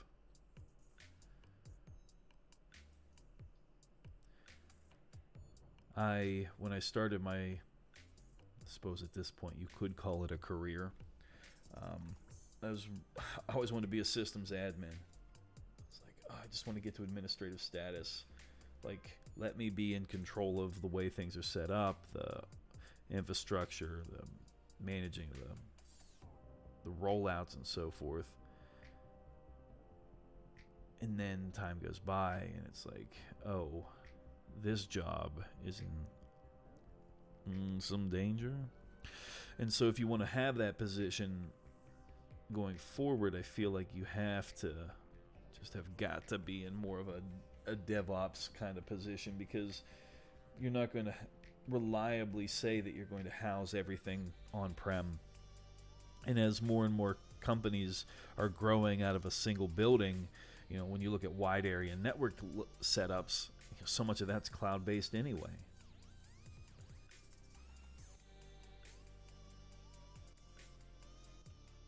So we learn.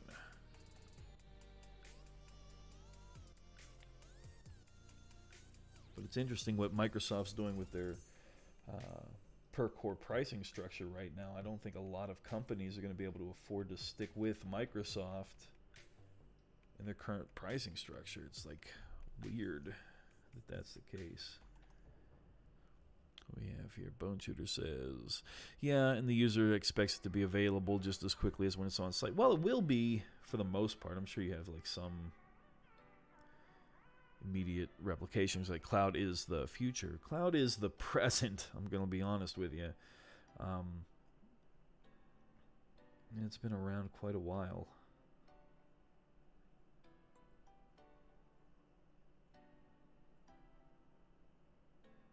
So many jokes. So many jokes.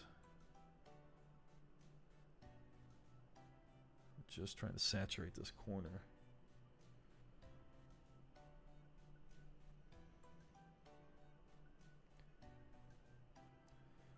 But it's like, to what degree is cloud integration smart, and at what point are we really handcuffing ourselves to a given company's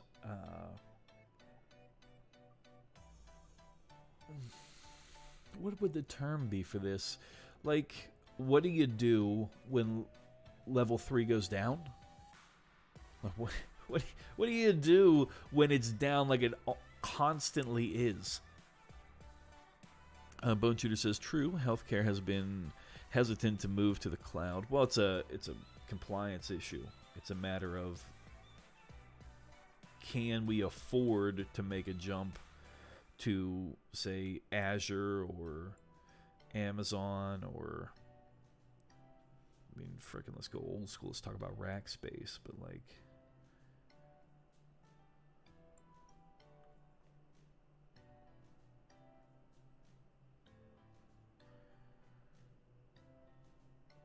like, whatever it may be, whatever the answer we want to hop into is, it's just a matter of, number one, where's our reliability? What is the opportunity that we have any degree of recourse should something go wrong?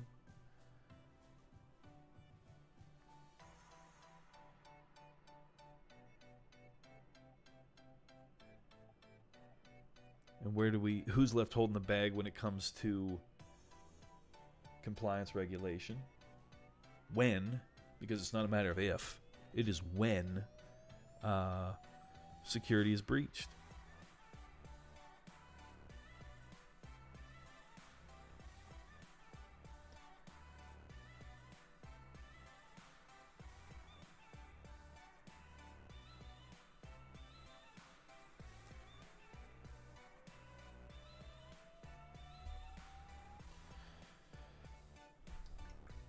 Bone Shooter says, well, we've lost connectivity to outside our network. We were dead with what was up there, business continuity. So after the disconnect, our infrastructure team realized they missed the business continuity part of the configuration. In terms of your backups likely should be cloud-based, but you should have on-prem as well. It has to be a hybrid. You can't... There's no reliable way to get past the fact that you have to be able to function without the internet. What do you do if you're a retail chain, right? What if your point of sale goes down and you don't have the opportunity to process a credit card? You have to have a backup. So perhaps that's the solution. Perhaps we're talking about something where you just have to get around the fact that that's the case.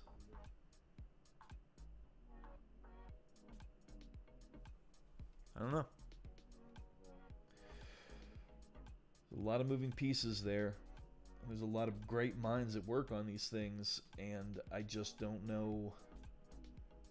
Like, are we dealing with a question of, are we being sold something that we don't need, or is this really the way it needs to be for best value going forward? I think in a lot of respects we get hung up in the minutia of that very question.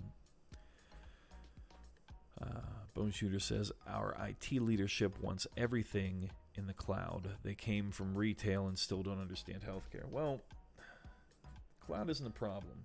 I mean, it's just storage, man. It's just a storage. But the question is, what are we moving to the cloud? And where is the on-prem infrastructure need to be to support such a thing? Like, what are we still providing in-house?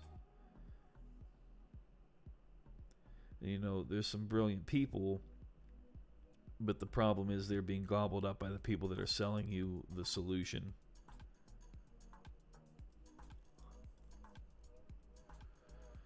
What do we got here? Bone Shooter says, we are also doing SaaS in cloud. Why? Steven Over 6 says, morning, just stopping in to say hi and see how you are doing. I think we're doing all right, Steven. I hope you've been having a good week. We haven't had to hit the bottle too hard, you know.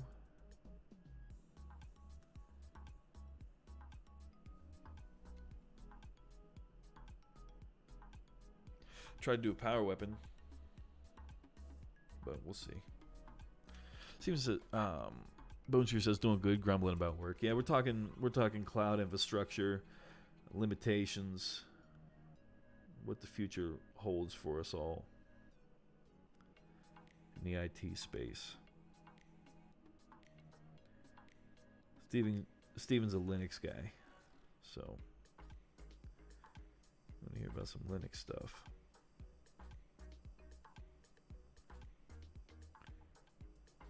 You know, when I started out, I know I was getting jobs or getting good placements on teams because I would work with Apple computers and nobody wanted to work with them. I don't think they have the same mystique that they used to, but I remember some of the older guys when I started out, they would hate to work on laptops. Like, I hate laptops. Like, I'll work on laptops.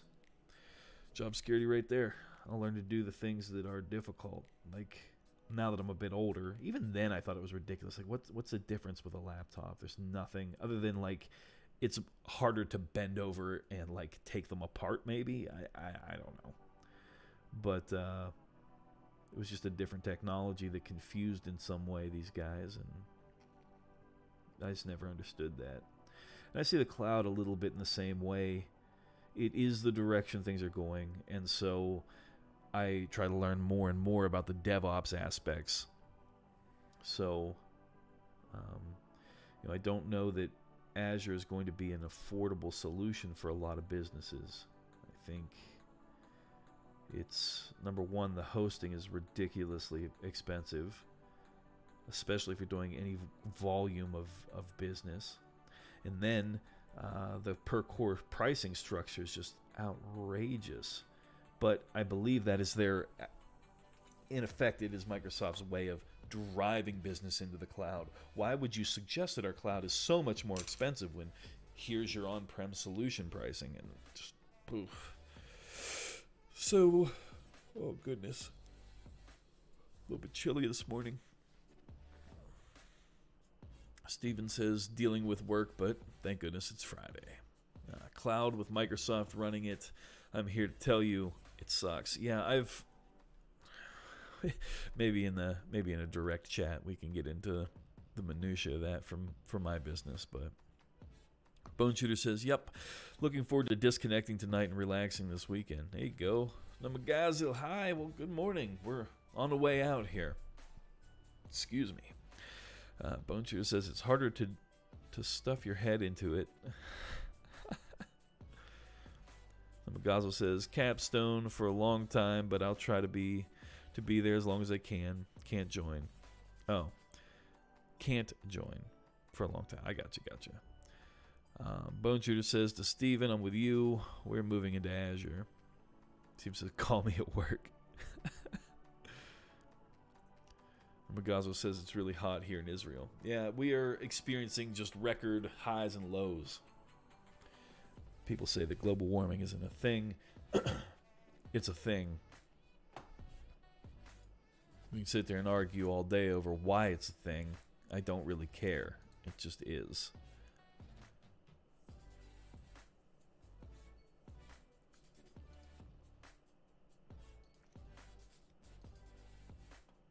Oh, yeah. Okay.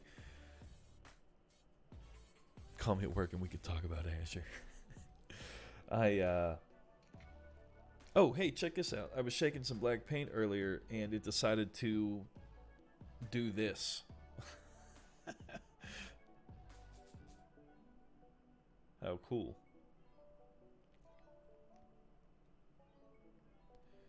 When I took over for my predecessor for this company, we were all Azure based, cloud hosted, web, this and that. I've since moved our web away from the Azure hosting because it was way too much for what it was. Yeah, well, the problem is that this black paint here has been progressively being crusted open more and more as I reach the bottom of the pot. I've had this a very long time. I've had, 3 years. This is one of the first colors I ever bought. And I had it sealed and I was just shaking and and I could see the paint. It got on this, which is fine because I haven't even primed her and prepped her yet. And it got on a little bit my Nollan oil. No big deal. Actually, we're going to use the Nollan oil before we get off today. Before we leave today, goodness. Ignore that. And so, I was even saying, yeah. But the migration away from them was purely because of the pricing structure versus the performance. Like, it's not better. Will it be? Probably. But, like, unless you're hosting an application or you're looking for, like, I'll tell you what a perfect application for the cloud is. Google's Docs and Drive configuration is an incredibly efficient way to do exactly those items. But when you start talking about server share, hosting a server on the cloud and expecting it to be as functional and performance driven as it would be on-prem is ludicrous. You think you have the right internet for that? You're going to find out that you don't. Your infrastructure is going to get mauled in a whole different way. I just don't have the... So anyway, it's going to be interesting when we see what happens and they get rid of 2012 R2 and things start to get forced that direction. A lot of places we have to make some decisions, and I think Steven's Linux basis is going to be on a whole new demand. So yeah, I'm learning in my free time project management, ITIL stuff for sure, and then DevOps, because it's likely the direction, and that's that. Namagazo says, as a Jew, I need to dress modestly. Well, as a modest person, I think is the way to put so. Steve says, oops, I dropped a whole bottle of Nolan Wash. Still trying to get it out of the rug. You need a new rug. You need a new rug. Steven says, you live in my world. I deal with Azure all day. Yeah. It is what it is. And when level 3 goes down, you can just sit there and say, well, talk to whoever made that decision, because I was just here to make it work when it's up. If I was in control of that, I wouldn't drive a Honda. All right, everybody, let's find us a fine raid target this morning. It's been a good one. Who's on? Daniel. Daniel's starting out. He doesn't come and say hi to me anymore. I don't know what to say about this kid. He's a good dude, but he doesn't hang out. I don't know why. Bonechew says, that's what we do. Luckily, I'm not on the cloud team, just packs. Break down packs for me. It's early, and I wasn't even... Dang, I've got all these fun graphics. When's he starting?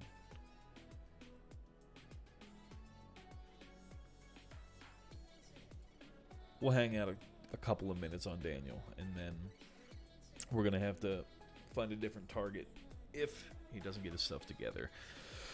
I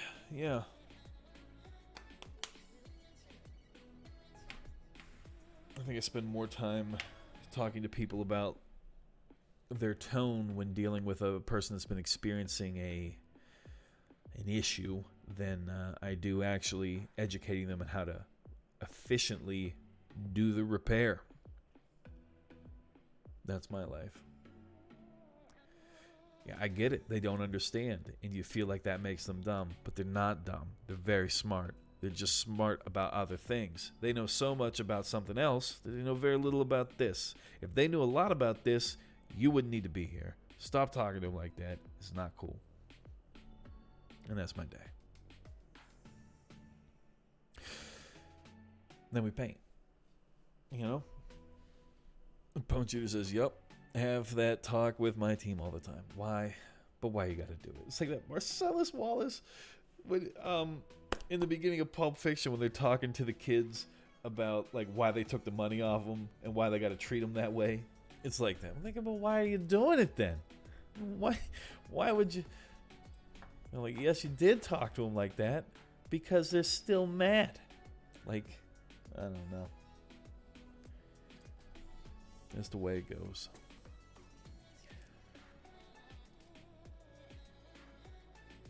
You want to bet he just clicked that button and the stream is starting? Like, I don't know what to say, Daniel.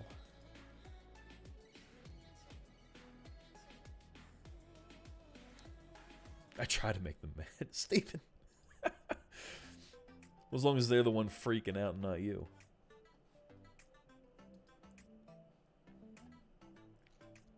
This call will be recorded. Bone Shooter says job security for at least another 5 years, then early retirement. Not enjoying my first retirement. Oh.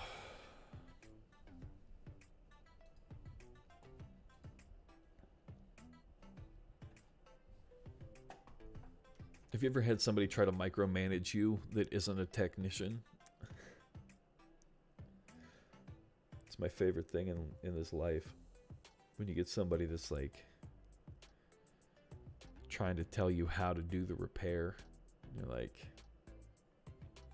but where do I start? Should we reboot first, or should I make sure there's a known good backup? Do we just jump right in? I don't know. Should we consider it something else? Like, should we look at the OS before we start looking at the software in the application? Like, Do we check the KDB? Like, is that something we should do? Like, I just don't know. Just kill him in detail.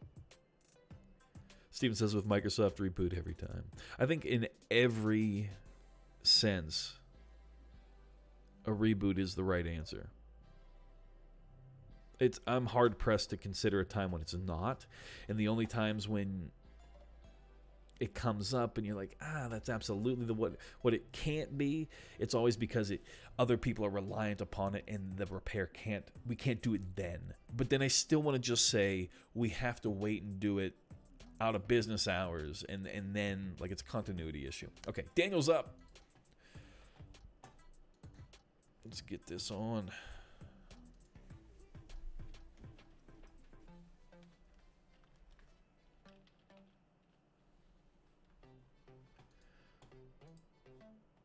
Always updating is what gets it.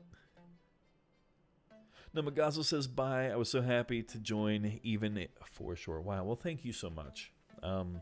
It's been good to chat with everybody the past couple of days. Some new faces, you know. Today, I don't know if you saw this, Namagazo, but I shook some paint. Got it all over one of my stickers.